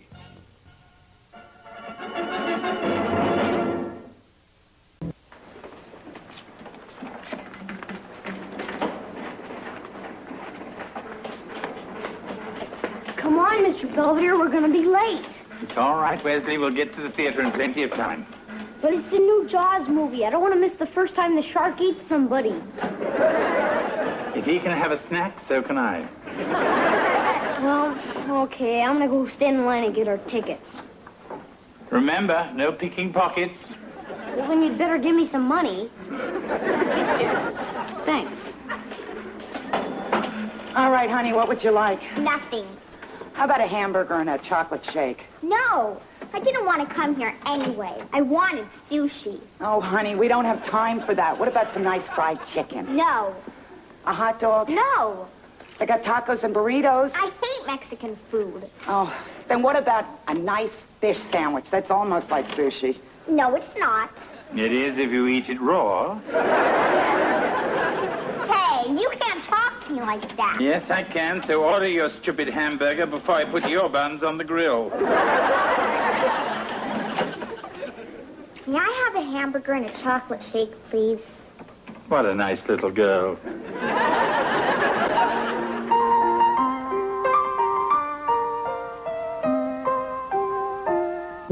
Streaks on the china never mattered before. Who cares when you drop kicked your jacket as you came through the door? No one glared. According to our new arrival, life is more than mere survival, and we just might live the good life yet. Okay, I got the crystal diode all attached.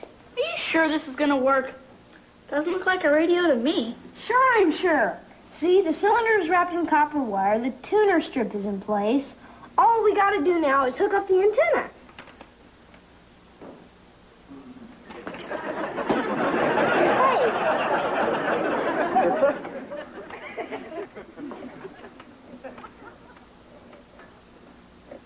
I'm not getting anything. We may have to put you on the roof. Hello, boys. Giving Miles a jump start, are we? No, I'm an antenna. Not anymore. What is all this? It's supposed to be a crystal set for our science project, but I can't seem to get it to work. Regardless, you shouldn't go around attaching wires to people, even if they have a good place to put them. Where were you all day? You could have helped us. It was my day off. I had business to do. Well, that's all right. You can help us tonight, right? I may have more business to do tonight.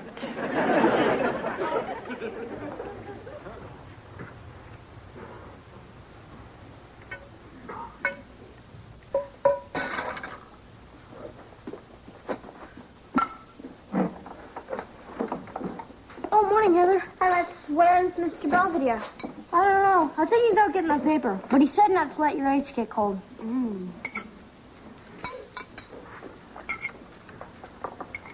7:45 a.m. Subject ingests experimental substance. Huh? 7:45 and 10 seconds. No visible effects. Respiration appears normal. Archie, what are you doing? My science project. Just keep eating. What are you talking about? Did you put something in my eggs? 7:46. Subject becomes hysterical. Well, I'm gonna kill you. And violent. Mom, Wesley poisoned me. What? Okay, pal, I told you about that before. I didn't do anything with stupid eggs. It's just an experiment on the power of suggestion. Well, I suggest you find yourself a new experiment, understand? Yes, ma'am. Juice? So where's Mr. Belvedere? I don't know. He went up in his room. Yeah, I was up till 1 studying. I never even saw him come in. You know, the big guy's been bugging out every day for a week now. I wonder what he's doing. Maybe he's got a broad stash someplace. Where? Well, that's what Dad says.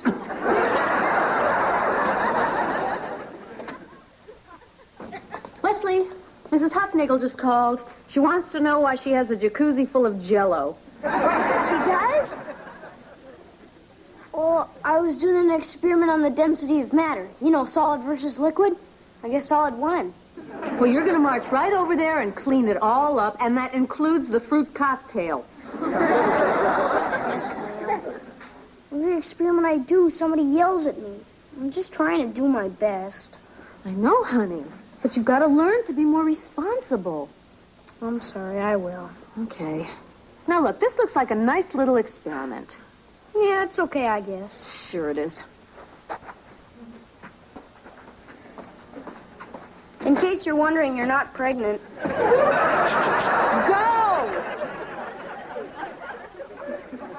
Hi, Leslie. Oh, hey, Miles. Checked out some real good books for our science project. Oh, yeah? Yeah. See, I got the Little Golden Book of Science, Dr. Rizzo's Fun Experiments for Boys and Girls, and Friedman's Advanced Theory and Application of Atomic Energy. That sounds like fun.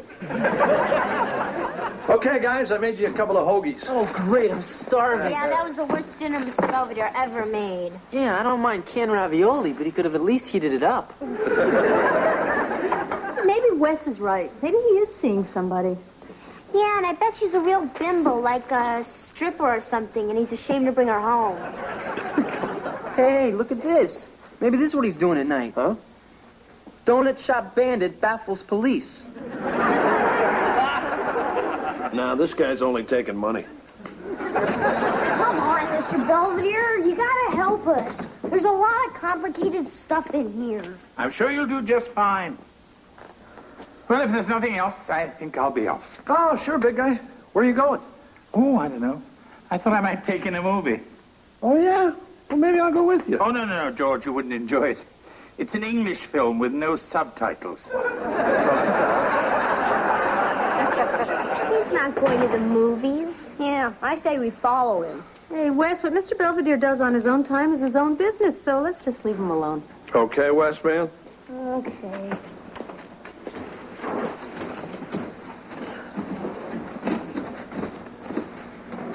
You know, they didn't say you couldn't follow him, and I can follow you. Huh? Let's go.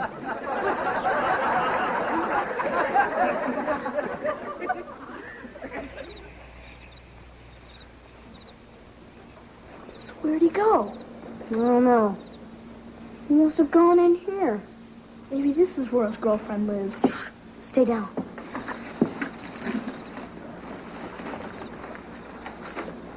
All right, everyone. Dinner in 10 minutes. So has he got a girlfriend? No, he's got a whole other family.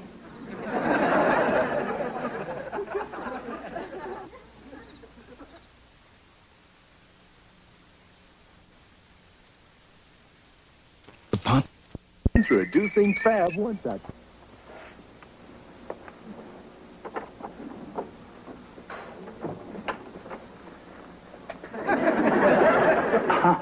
Hello. How was the movie? Oh, pretty good. Mr. Belvedere, we know what's going on. You're keeping a family on the side, you two-timer. I'm sorry. I should have told you this before. But I've been moonlighting with a family named Valinsky. Why? Do you need the money? Yeah, I mean, if that's the reason, Dad can always give you a raise. Hey, Actually, the whole thing happened quite by accident. I was at the mall, and there was this woman with a child, actually more frightening than Wesley. Oh, yeah? Anyway, when I told her that I was a housekeeper, she started in about what a mess her family was. Now she would kill for somebody wonderful like me. I really couldn't argue. So how long are you going to be doing this stuff? Oh, don't worry. Just as long as it takes to get them back on their feet. Well, that's what you said to us, and that was 3 years ago. Yes, well, hopefully they'll take direction better than you.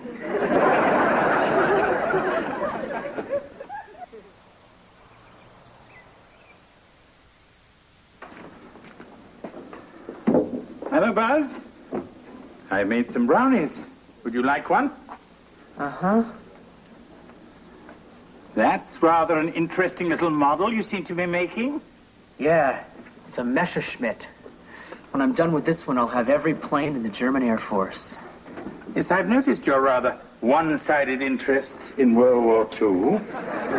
Jawohl. Won't you have a brownie? Sure.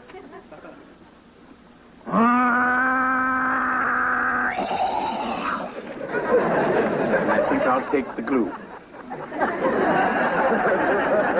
Oh, great. Mary Poppins is still here. Yes, and he's making liver for dinner. I can't stand liver. And I can't stand you, so we're even. Hey, Mr. B. Hello, Bobby. Back from school? Yeah, you were right. It wasn't so bad. I may go again tomorrow. Well, good for you. Did I get any phone calls? Just one. From the football team. Wanting to thank you for a lovely evening. Those guys are so sweet. You know, Bobby, maybe it's none of my business, but I think a young lady should maintain certain standards regarding the young gentleman she associates with. They're 13 and 1. I'm home. Well, Bert, how was your day? Every day's the same. It never changes. I don't know why I even bother. Well, if it's any consolation, the dog ran away. Oh, hi, honey. I thought I heard you come in. I just got up from my nap. I'm quitting, B. I'm quitting. I can't take the pressure anymore. Oh, Bert, we've been through this 100 times. You work for the post office. There is no pressure. But there is for me. I mean, all I can think about are packages getting smashed and letters with no zip code. Oh, honey, please, you gotta stop bringing your work home with you. Oh, nuts. You better mail these. Certainly. Come on, honey, sit down and relax. Your show's on. Oh, yeah. Before you get too engrossed in the adventures of Gumby, I'd like to remind you of our little agreement. Oh, we know, Mr. Belvedere. You won't be here forever. Exactly. We don't mind. A year from now, we probably won't even need you. Look at Pokey. Okay, Heather, we'll be back around 11. You keep an eye on Wes. Why can't he go to the restaurant with you guys? They might remember him from last time. Oh, I wish Mr. Belvedere was here. Then I could go to the movies with Angela. Look, we can do without Mr. Belvedere for a couple of days. Besides, it won't hurt you to stay home once in a while. So, where is Wes anyway? Oh, I don't know. He's been upstairs with Miles all day doing his stupid science project. Oh, yeah? So, what'd they finally decide on? I don't know, but he promised me it was nothing crazy. They just picked something right out of his little science book. Okay, kid. See you later. All right. And no guides. Hey, guys, I'm gonna go make some popcorn. You want some?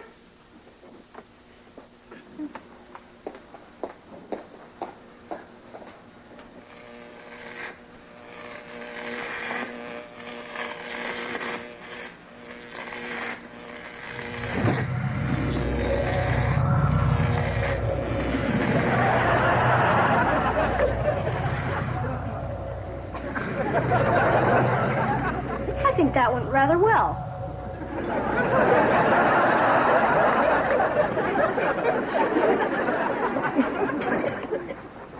So things really went better for you at work today, dear? Sure. Just as Mr. Belvedere said, people don't expect much from the post office anyway, so why disappoint them? Right, Lynn? Something like that? Mom, I'm all finished. Can I be excused, please? Oh, listen to Miss Manners. Certainly you may, Brent. Me too, okay, Mom? I want to finish my model of the Vatican. Oh, yes, dear. Bobby, I wonder if you'd help me clear the table. Oh, certainly, Mr. Belvedere. I don't have to be at choir practice for an hour. Oh, Mr. Belvedere, you've been the answer to our prayers. I usually am. No, really, we don't know how to thank you. It's like we're a whole new family. Yes, which is why it's time for me to go. What? Well, you knew it was only temporary. Yes, but this is so sudden. I realize that, but I'm sure you'll do just fine without me. Yeah, sure. Of course, I'll finish the kitchen before I go.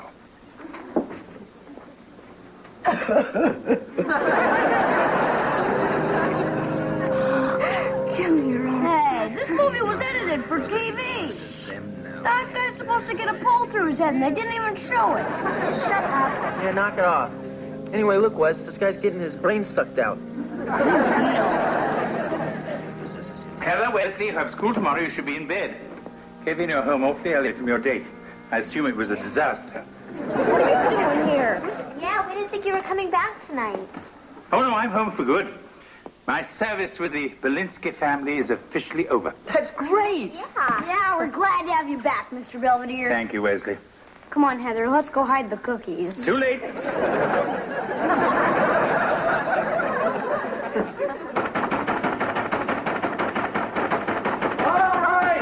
All right, I'm coming.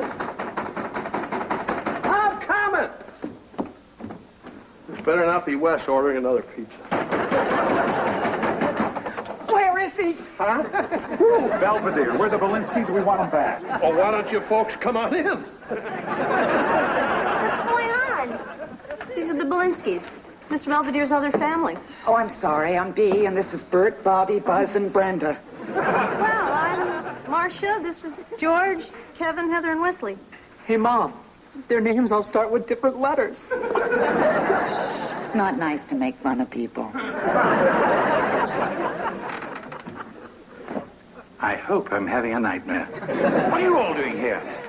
The minute you left, everything just started to fall apart. But it's only been 3 hours. We know. It's been a living hell. Come on, Belvedere, please. You gotta come back home with us. This is his home. He's not bark rat. Is so. Yeah, but we had him first. So what? You Everybody needs a little help. Will you please control your children? There's nothing wrong with my children. Bobby, get away from him. Mom, he's cute. Now, wait a Everyone just shut up for a minute. Hey, you can't talk to us like that. Well, maybe you can. Just... Perhaps we should all move to neutral corners. Look, Bert, I'm very flattered by this visit. But I thought I made it perfectly clear that I cannot continue working for both families. So, just work for us. We have that room over the garage. Buzz will move out his taxidermy stuff, and we'll fix it up real nice. I appreciate that, but I don't... You know, we don't usually go barging into people's houses like this, and I'm sorry, but we just didn't know what else to do. Look, the thing is, we were pretty much through as a family until you showed up and gave us some hope. You can't do that to people and then just disappear. The Owenses have had you for 3 wonderful years. It's time to give somebody else a chance.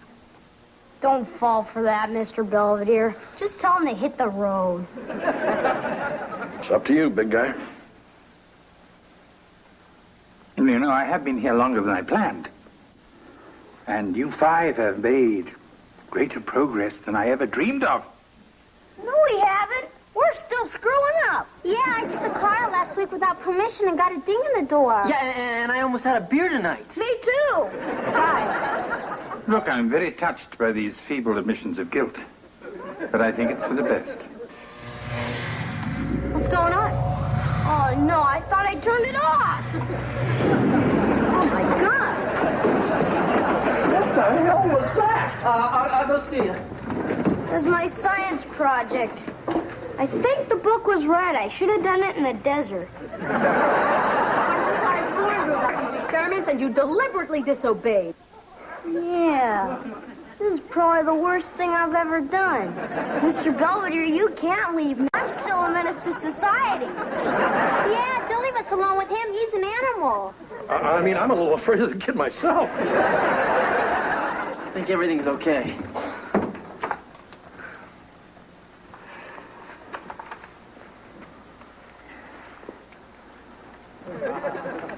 I'm sorry, I'm staying with the Owenses. But why? We're still a worse family than they are. Yeah, they don't need you as much as we do. It's not how much they need me. It's how much I need them. Good night.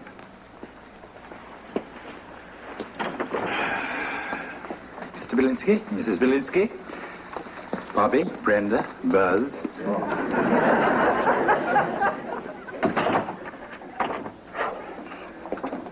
You can wipe those silly smirks off your face. I only said that to get rid of them. Sure, big guy. Well, good night. He's really just a big softy, isn't he?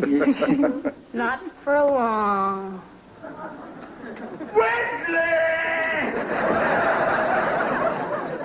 I wasn't gonna build that thing in my room.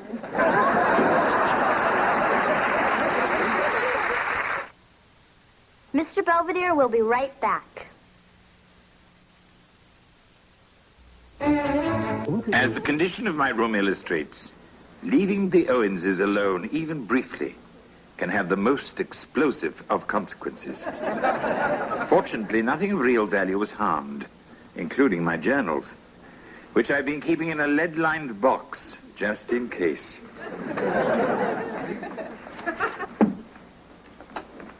Have I really been here this long?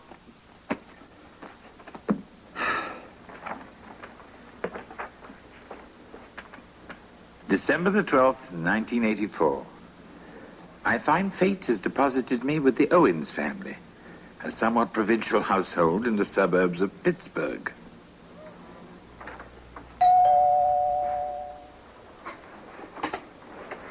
Is this the Owens residence? Uh-huh. And I take it you're one of them? Uh-huh. Is there someone here who speaks English? Pardon me, Mr. That's Belvedere. Lynn Belvedere. Lynn? That's a girl's name. Wesley. Wesley? A difficult birth, I take it. Maybe Mr. Belvedere should wait until we're sure it's safe. Nah, I don't care.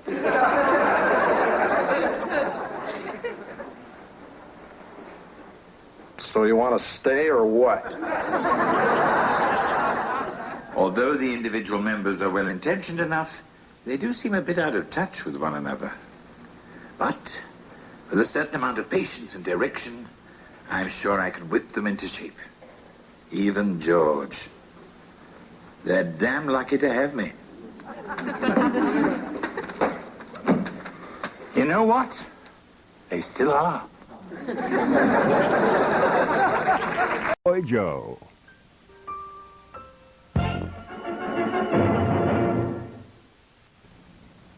Previously on Mr. Belvedere. Hi, Dolores. Hi, Mr. Sparks. Hello, dear. I already told you I don't want no stupid pet. Mr. Sparks, it'll be fun. If I wanted something to stink up my room, I'd take Bukowski here. Hey, Belvedere, now I've got it. Well, don't give it to me. I mean, Marcia's anniversary present. I finally found something that's real special and romantic. Altoona Motor Lodge. Hourly rates available. My, that is romantic. I never thought I'd say this, but I really miss him. Miss who? Oh, it's Mr. Sparks. Ever since Mrs. Bukowski died, all he does is sit in his room and look at old photographs, like his life is over, too. Hey, remember the last time you surprised me like this? Huh?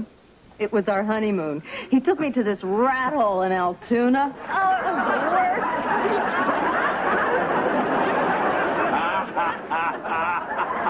I don't want to go to the movies. I don't want to go anywhere. Yeah, well, you're going to go somewhere whether you like it or not. Oh, yeah? Yeah. Fine. Take me to Atlantic City.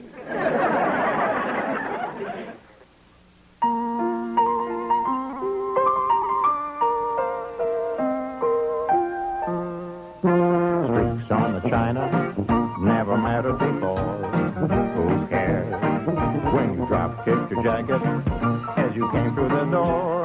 No one glared. According to our new rival, life is more than mere survival, and we just might live the good life yet.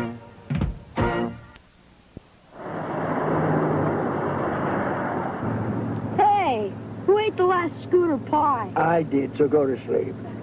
Boy, you're as bad as Mr. Belvedere. Oh, yeah? Yeah, and he's going to kill me when he finds out we're doing this. Mr. Sparks, maybe this isn't such a great idea.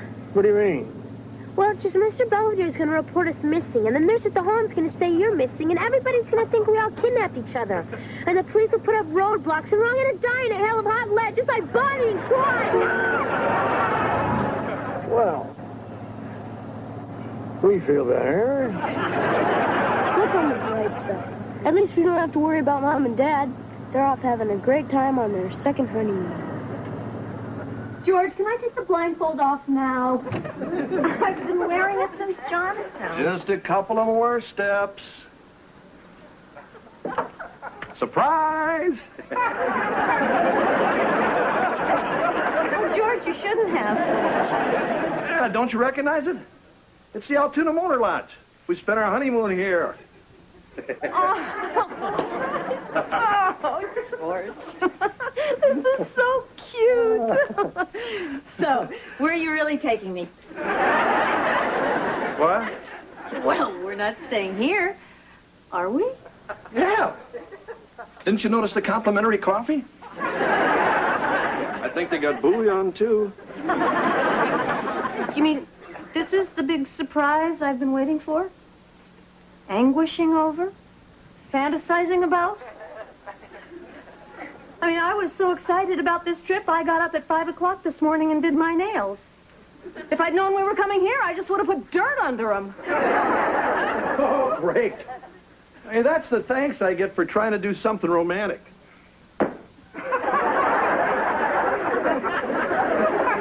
Joe Blow could have bought you a fur coat or diamonds or junk like that. I figured you'd love reliving our honeymoon. Oh, is that what we're doing? Oh, well, fine. Then you get a six-pack and fall asleep in front of the TV, and I'll sit up all night and watch my ankles swell. I was the one running all over town trying to satisfy your stupid cravings. You know what it's like trying to find gefilte fish in Altoona? Well, if we'd stayed in a decent hotel with room service, I could have ordered my gefilte fish off the menu. Yeah, well, we couldn't afford it then. We can afford it now. Fine, let's go someplace else. Fine, where? I don't know. I hear the YMCA in Harrisburg is pretty nice.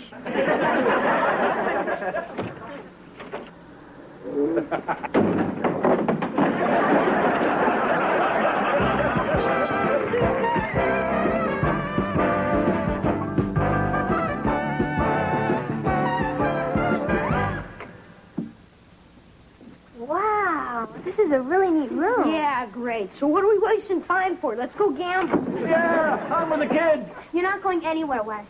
Huh? It's late. You're going to stay right here and go to bed. What? Nobody sleeps in Atlantic City. Besides, I got a system. So do I.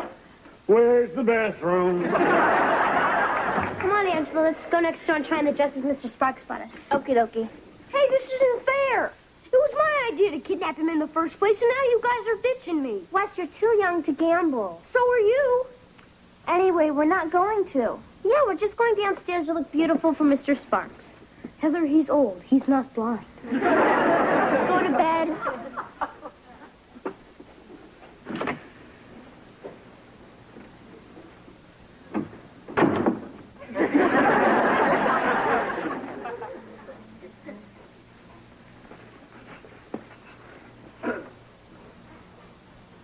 What a stupid place for a mirror.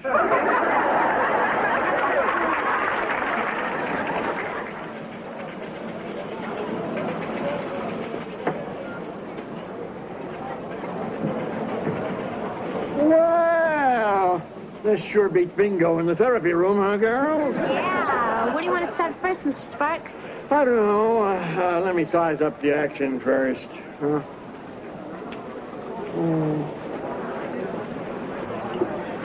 What are you two gawking at? I happen to have a daughter their age. Great. Send her over. Mr. Sparks, you're going to get us all in trouble. Yeah. I thought we were in trouble already. That's right. I got to call Mr. Belvedere. I don't know what I'm going to tell him. Tell him a dirty old man bought you a couple of low-cut dresses and dragged off to Sin City. Well, at least you won't be worried. Something. Come on, Blondie. Let's go roll some 7-Elevens.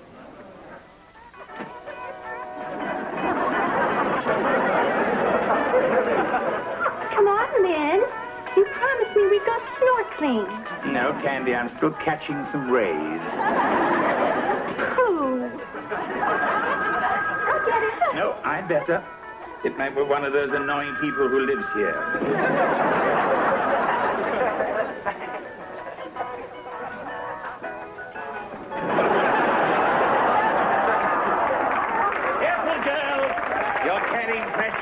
cargo.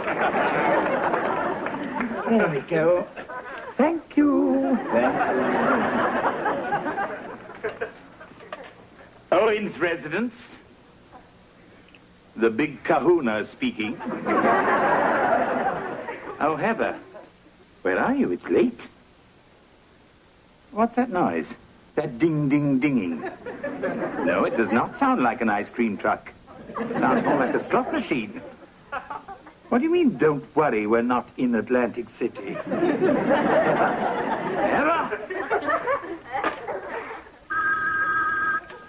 All right, Heather. Oh, hello, Mrs. Owens. What? Altoona didn't work out, so you're going where? To Atlantic City? Oh, my, what a lovely idea. Goodbye. Problem, Poopsie?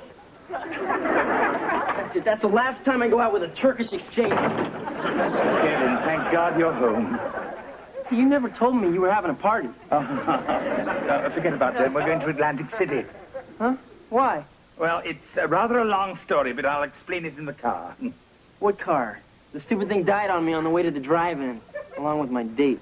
How are we supposed to get there? Well, we could always just stay here. There must be someone I know who's on his way to Atlantic City. On a clear day, rise and look around you, and you'll see who you are.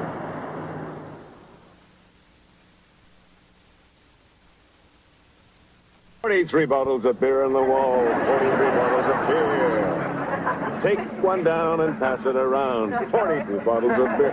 You know, Bob, we really appreciate you giving us this lift. Forget it.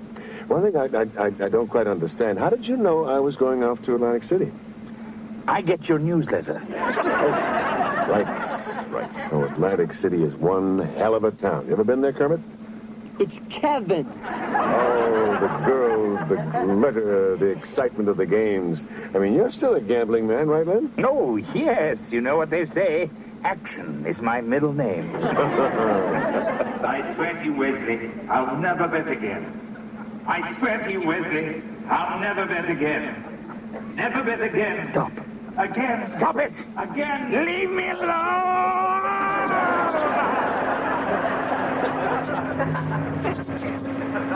Hey, Marge? What? Nothing. I just thought I saw Robert Goulet drive by and Kevin and Belvedere were with him. Belvedere was screaming. Maybe he just saw the Altoona Motor Lodge.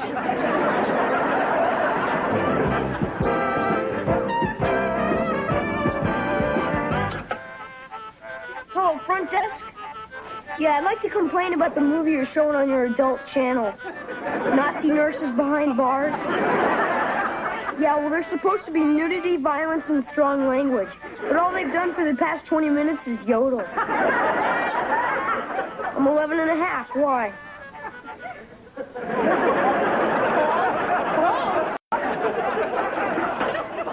Boy, I can't believe it. Wesley T. Owens in the middle of Casino Row, and all I've done so far is eat. That's it, I'm going. So, this should work out okay, huh, Marge? Yeah, it'll be fine. Oh, George, here we are. Oh.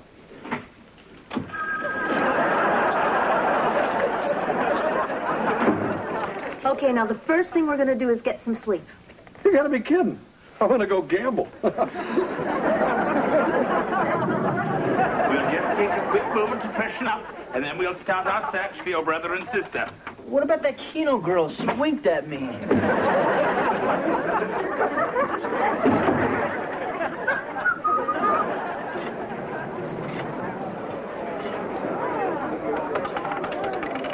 $17 black.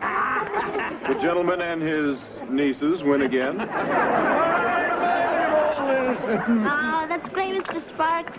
But don't you think we better get going? What do you mean we just got here? Besides, I haven't felt this lucky since I unloaded my Edsel. Come on, Blondie. Roll me over to the craps table. Okay, I'll push you there, but I can't go in with you. she actually starts to grow on you, doesn't she? Here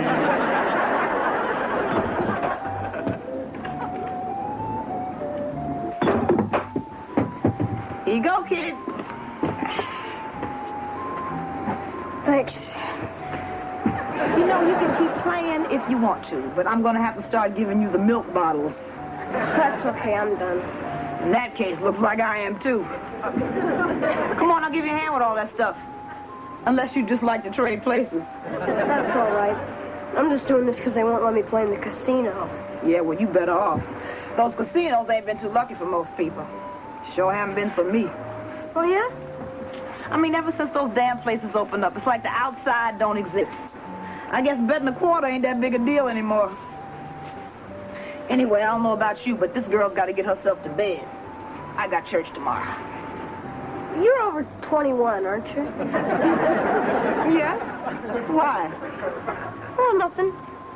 I just thought you might like to earn a little something extra. You know, for the collection plate.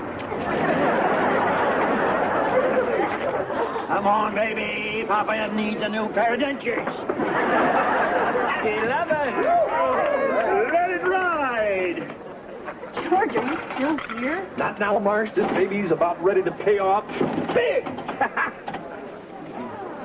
One more time, and I need a 9. Blowing them, and away we go.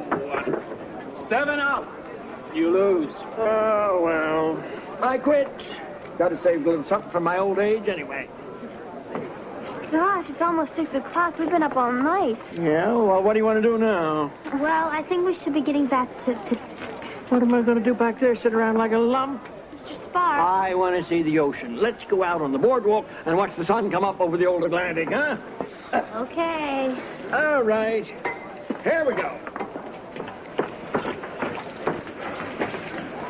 Whoa, you're doing pretty good. Mm-hmm.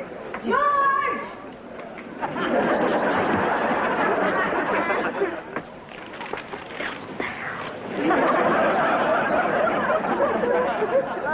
Chilly out. Yeah, but I love this place. My old man used to crank up the Model T, bring me and my 4 sisters here every summer, even during the Depression. I think he liked the beach even more than us kids. You never told us you had 4 sisters. I had 3 dogs, too. What's the difference? Right over there. That's where the Steel Pier used to be. I saw Tommy Dorsey's band play there with Frank Sinatra once. You two must have heard of him, huh? Oh, yeah. Doesn't he have a famous son? Just keep pushing, sweetheart. Those were the days, all right. Diving horses, boxing kangaroos. Once I saw this beauty pageant. All the women dressed up like lobsters.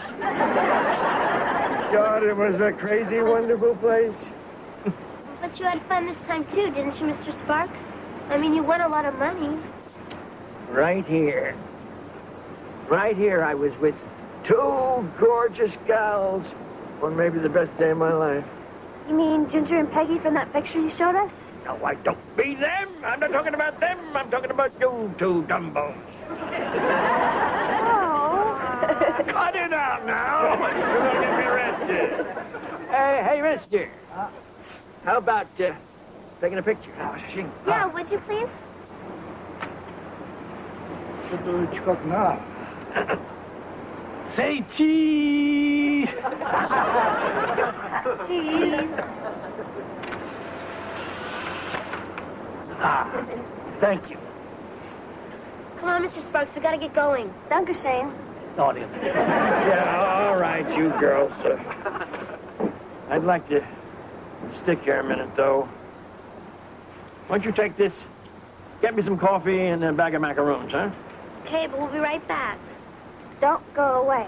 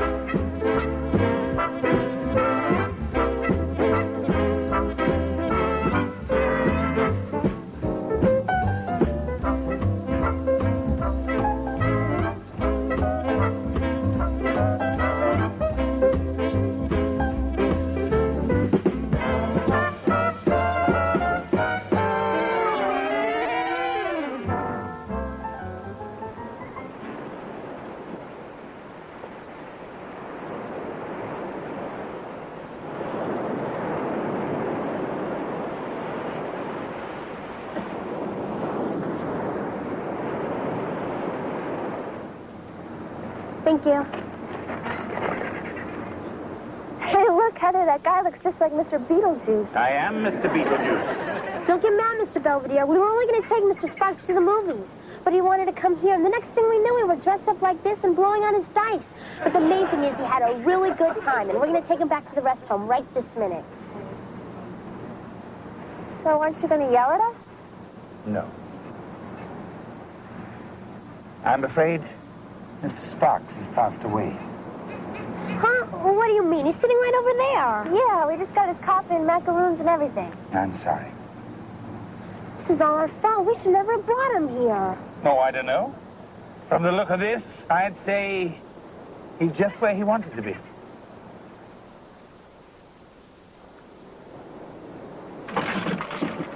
Marsh, you ready to go to the room? In a minute, George. This baby's about to pay off. No, Marsh, no. It's our anniversary. We haven't even been to bed yet. Oh, we can sleep together next year. Hey, Mom. Hey, Dad. Wesley, what are you doing here? I'm not sure, but I'll give you $100 if you don't hit me. Hey, there you are. Kevin, did you bring him here? Oh, no, he came with Heather and Angela. I came with Mr. Belvedere and Robert Goulet. What? Well, here's your cut sugar. I've got to get to church. This really isn't as bad as it looks. What the hell's going on around here? Hey, George. Hi, Corbin. Hi, Marcia. Hi. Lynn was telling me in the car coming down here, this little anniversary thing of yours kind of got off to a bumpy start. Yeah, that's true, Mr. Goulet. Well, you know what I always say? Ain't no problem big enough or bad enough that you can't solve with a song. Now they say we're young, and we don't know. Won't find out till we grow. I got you, babe. I got you, babe.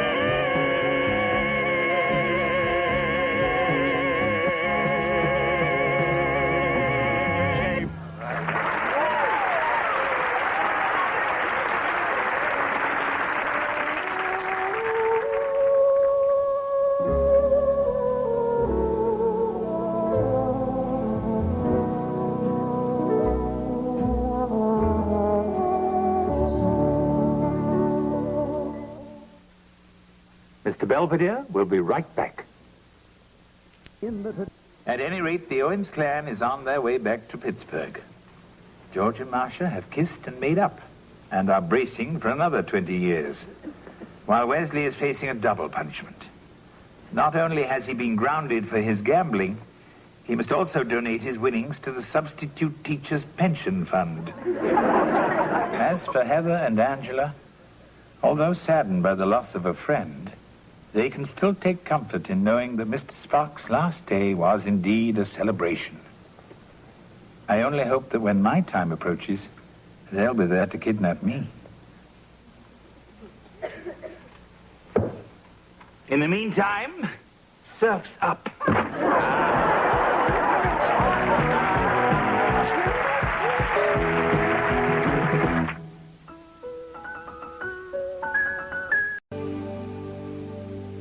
Let me help.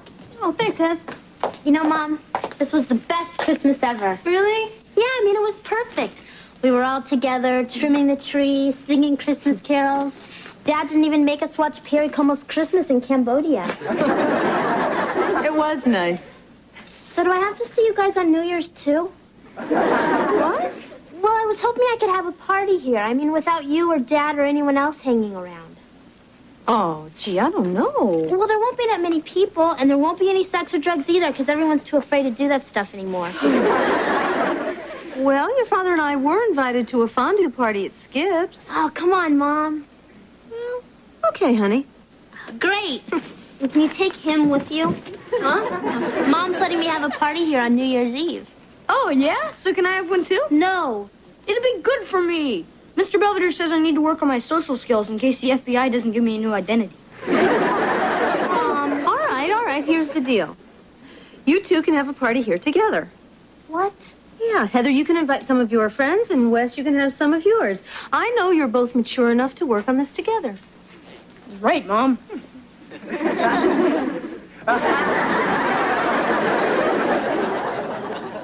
Okay, so at the store we gotta get potato chips, bean dip, paper hats for my friends, paper bags for your girlfriends, noisemakers, balloons, and cherry Kool-Aid. Hey, this is supposed to be a sophisticated party. We're not gonna drink Kool-Aid. Well, we need sun to mix with the vodka. I'm kidding. It's just to fill up the balloons. Hello, children. Hey, Mr. Belvedere. Hey, Mr. Belvedere, can you think of anything else we need for our New Year's party? Yes, earplugs for me. But you're not gonna be here. Yeah, it's New Year's. Your Mambo Club always has a party down on the wharf. Oh, I'm afraid it was discontinued after last year. Huh? Things got a little wild. Our conga line got out of control and injured 5 stevedores. Come on, Mr. Belvedere. Do you really want to start the new year with people like us? Certainly. Then I'll know the rest of the year can't get any worse.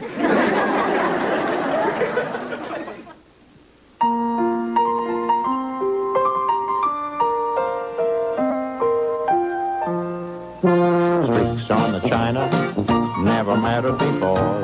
Who cares when you drop kicked your jacket as you came through the door? No one glared. According to our new arrival, life is more than mere survival, and we just might live the good life yet. Hey, Ma. Hi, Listen, do we have any vitamin C or anything? what's the matter? Are you coming down with something? I don't know, but I'm not going to be sick on New Year's Eve. Ooh, you're burning up. Just a second. Oh, no, Mom, look. I'm just going to take a few of these, and then I'll be... Yeah, this is a friend of Mr. Belvedere's. He's too shy, so he asked me to ask you if you want to go out with him on New Year's Eve. I found your name in his little black book. Aren't you Donna King? Oh, you're Donut King. Sorry. It's almost 103. It's not so bad. I'm surprised you're not delirious. Come on, young man. You march yourself right upstairs and get to bed. Hey, I don't even live here anymore. Well, I don't care. If you keep running around in this weather with a fever, you'll wind up with pneumonia. Hello, Kevin. Oh, Mr. Belvedere, would you please fix up Kevin's room? He's going to be needing it. But I was promised once they left, the children weren't allowed back anymore. He's only going to be here till he gets better. Oh, come on. Upstairs. Yes, Mommy. Oh, well, can you wait till after New Year's to get your hip replaced? Yeah, I understand. Thanks. So? I can't find anybody. Oh, well, if we don't find him a date quick, we're gonna be stuck with him. Hey, how about Broomhilda? You know, the Huffnagel's new housekeeper?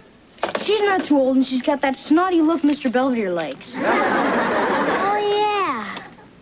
But how are we gonna get them together? Oh, I think I can arrange that.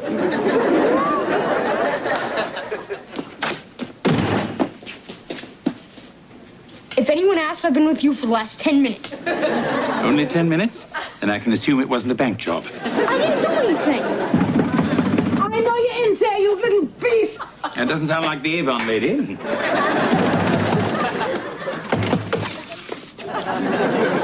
Can I help? Your son sprayed me with a garden hose. Call him my son again and I'll spray you myself. It's just that I'm not the boy's father, thank heaven. But regardless, I'm sure it was an accident. Right, Wesley? Aren't you going to introduce yourself? Oh, I am sorry. I am Lynn Belvedere. I'm the Owens housekeeper. Oh, yes, it's a Schumacher. I just started working with the Huffnagels. How do you do? As I was saying, I'm sure the lad didn't mean to do it. Oh, yes, he did. He's a spiteful little hooligan, and I wouldn't mind giving him a good throttling. Hey, sounds like you two have a lot in common. What's that mean? Oh, nothing. Just that I detest him, too. And now, Wesley, I believe you have something to say to Miss Schumacher. Do you mambo? Your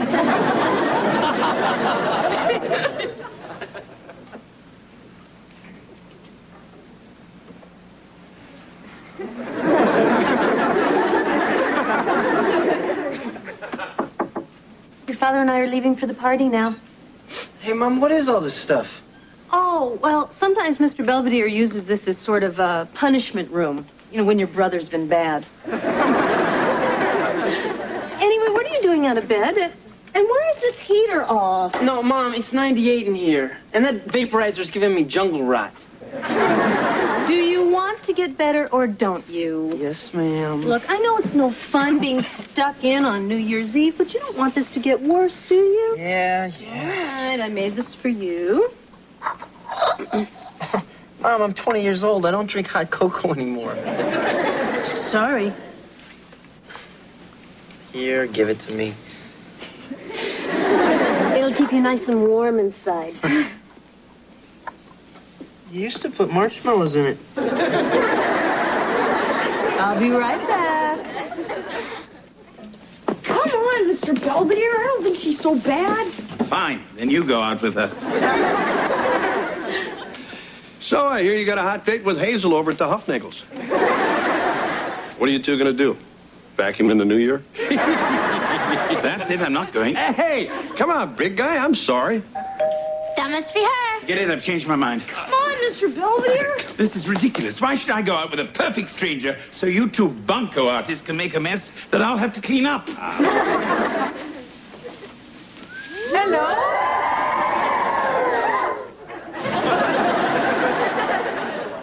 Well, as long as she's here. Shall we?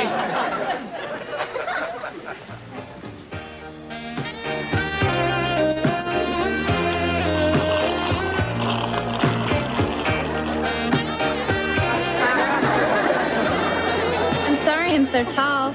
Oh, that's okay, I guess. This is the most humiliating experience of my life. I'm sure you'll have worse. Why didn't you invite some girls your age? I don't know. I don't see any boys your age. They all left when they saw your geeky friends. May I?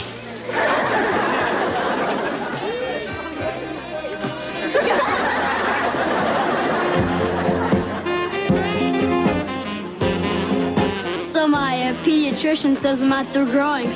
That's great. Excuse me. Isn't it midnight yet? Don't worry, you'll know when it is. Why, you're not doing anything gross or disgusting, are you? Hey, relax. If you'll excuse me, I have to go check on the frogs. Oh, sorry. That's okay. I'm Cindy. I'm Kevin, and I'm no longer contagious. Oh, you're Heather's big brother, right? Uh-huh. So, if you want, maybe we could go back up to my room and share a bottle of NyQuil, huh?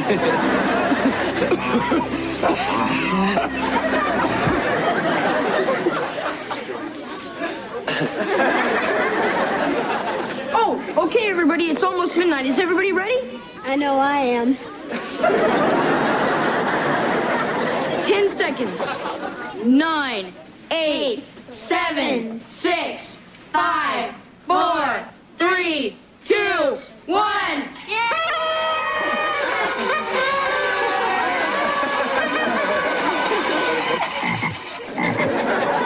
One frog? He's just faster than the rest.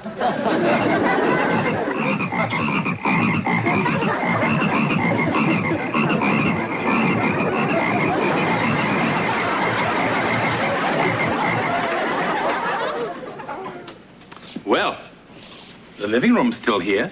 That's more than I expected. The house looks fine. You said it would be a disaster area. Oh, they only cleaned it to irritate me. I had a very good time tonight. I never had Egyptian food before. Yes, I thought you looked rather worried when the waiter said 1 hump or 2. Anyhow, I really should be going. No? Well, it's almost 2, and I have to be up early to fix breakfast at the Hofnagel's. I find that a community trough is good enough for the Owens family. While you walk me home, I'll walk you home.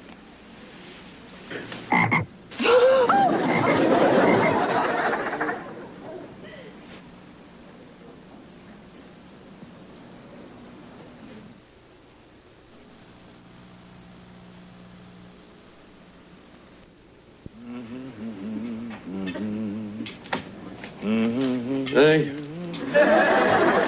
Happy New Year, Dad. Give me that. And your father's feeling a bit under the weather this morning. You mean he tied one on last night? Mm-hmm. So is the car in the Huffnagel's pool again? No, because I was the designated driver. So, how'd your shindig go? Great. Yeah, Wesley was a designated moron. More French toast for anyone? Yeah, it's quite a spread, big guy. Yeah, Mr. Belvedere, you really didn't have to make fresh apple juice. Oh, once you've climbed the tree, the rest is easy. I'm done. Oh, thank you, Wesley. So what's with you, Mr. Belvedere? I've never seen you in such a good mood before. Well, I'm usually not when you're around. Just kidding. You're a delightful little scamp. I think he had one ho-ho too many. Well, I trust everyone kicked off their new year in good style. Yeah. So how about you, Mr. Belvedere? How was your date? Oh, you know, the usual. Morgan. Oh, morning, Elsa. I lost an earring here last night, probably under the cushion on the couch. Probably.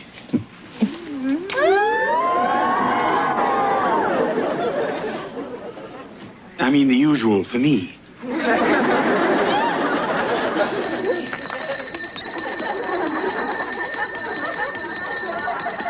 Yes, Kevin? You know, you tell me I should stay in bed, and then when I call you, you don't come. I'm sorry, honey. Is there something you want? I'm through with that. Kevin, aren't these all your old things? Oh, yeah, I found all this stuff in my closet. Pretty neato, huh? Yeah, but, Kevin, you're not going to be here that long. Hey, Mom, take my temperature. I think it went way, way up. Kevin, I took it 20 minutes ago. It was the same. Well, I'm bored. Well, there must be something you can do, some schoolwork or something. Yeah, but it hurts my eyes when I try and read. Well, I'm sure you'll feel much better in the morning. Well, you could read to me. What? Well, like you used to. Remember? Yeah, sure. All right, what'll it be? European history or abnormal psychology? No, this one. The Cat in the Hat? By Dr. Seuss.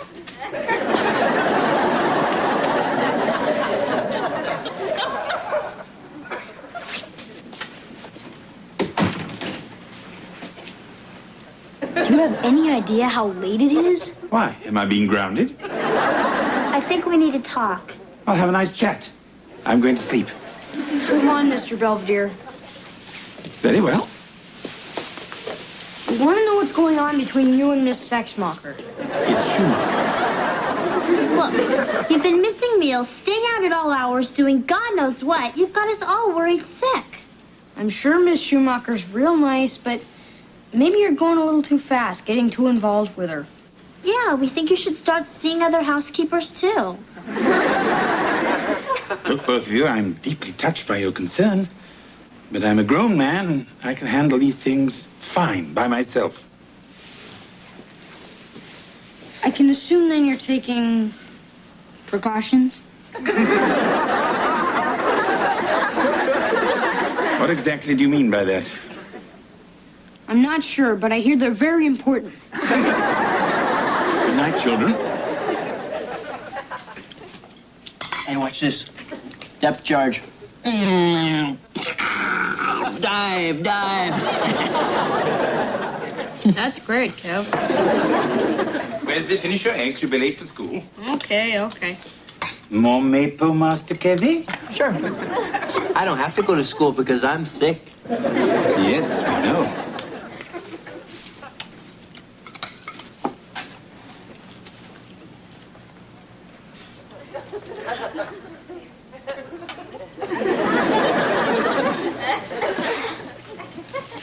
Wesley, you little creep.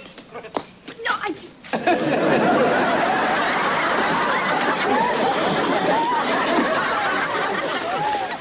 What a lovely view. Thank you. I mean, the woods. The very sun bounces off the empty branches. Oh, yes, lovely.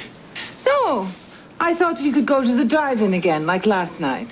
Oh, they changed the movie already? Does it matter? Actually, I have been spending a little too much time away from my duties. Oh, I know, me too. It's just that we have so much fun together. We seem to like the same things. It's not too often you find somebody you wouldn't mind spending the rest of your life with. Yes. Well, I better get on with my raking. Okay. What about coming over later? The Hofnagels are going to an NRA meeting. We could have the whole house to ourselves. I'd love to. But I'm not really sure the Owens would let me. Can't you just sneak off? They can't be watching you every minute.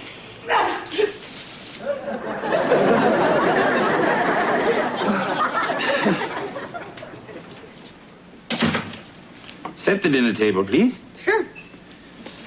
If you like, I'll take you down to the mall after dinner. Oh, yeah? Mm-hmm. We can go and see that horror film based on your memoirs. Aren't you going over to the Hofnagels tonight? No, Wesley. Why not?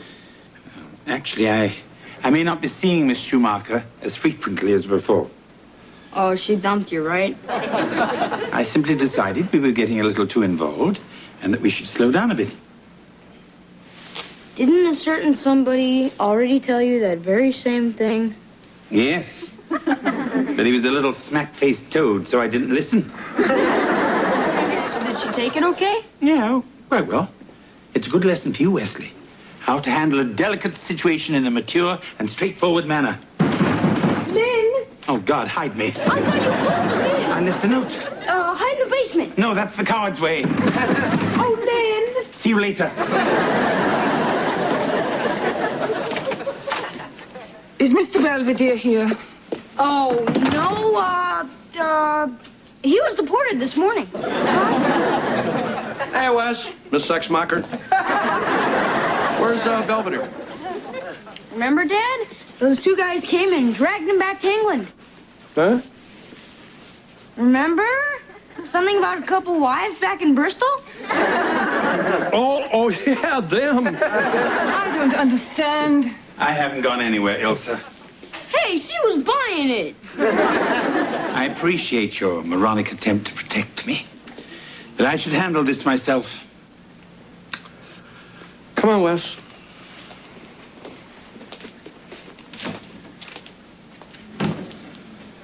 I see you got my little note. Yes. What's the suitcase for? So Hofnagels fired me. I'm sorry. He said I was seeing too much of you. Oh. I'm so stupid. I was actually glad when he did it. I thought you'd say you'd quit too, and we'd go off to Maine or someplace and open a little bed and breakfast. Sounds very nice. Then why not? We could do it. I have some money saved. Else I can't. Oh. I promised the Owens that I would stay with them at least until Wesley went off to college or the penitentiary. I guess they understand. The fact is, I'm rather set in my ways. And I'm not looking for a long-term relationship with anybody. I see. It's just that every New Year's, my youth becomes a more distant memory. For a moment, you made me feel young and vibrant and alive. But now I'm exhausted. Thank you. Well, I've got a bus to catch. However, I'm certain that someday, somewhere, we'll see each other again. Sure. Take care of yourself. You too.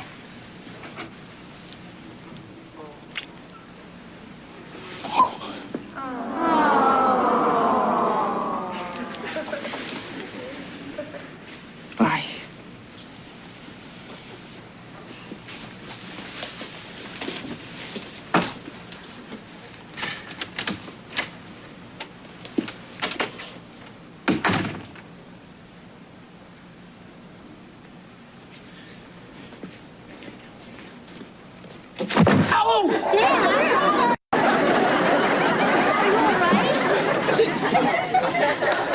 Hi, Mom. Hey, where's my hot cocoa? Downstairs in the jar. Hey, what are you doing? Packing your clothes. What for? We want you out. But I'm still sick. Tough. Oh, that's real nice. Kevin, I don't know what's happened, but ever since you've been in here, you have turned into a bratty little 14-year-old. Oh, yeah? I mean, I guess it's all that children's cough syrup. Oh, look, honey, I know how nice it feels to be protected and not have to worry about school or finals or reality. Yeah, and I guess it was nice having somebody take care of me, just like they used to. I guess I forgot how nice that was, too. Well, I'll just pack my stuff up. Sure, honey. I just want to finish one more chapter. All right, I'll do it. Oh, no, Mama. You don't have to read to me anymore. Anything for my little baby. Rex felt his insides begin to throb as Jennifer let drop her lace negligee to her. Finish Dr. Zeus.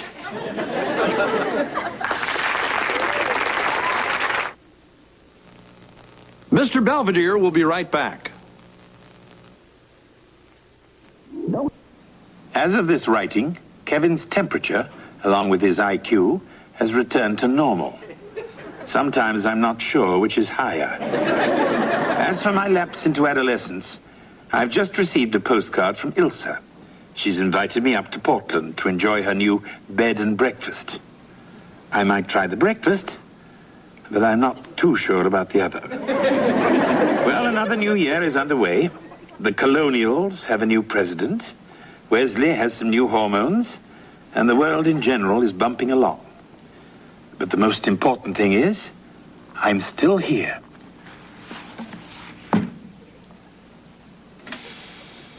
I'll drink to that.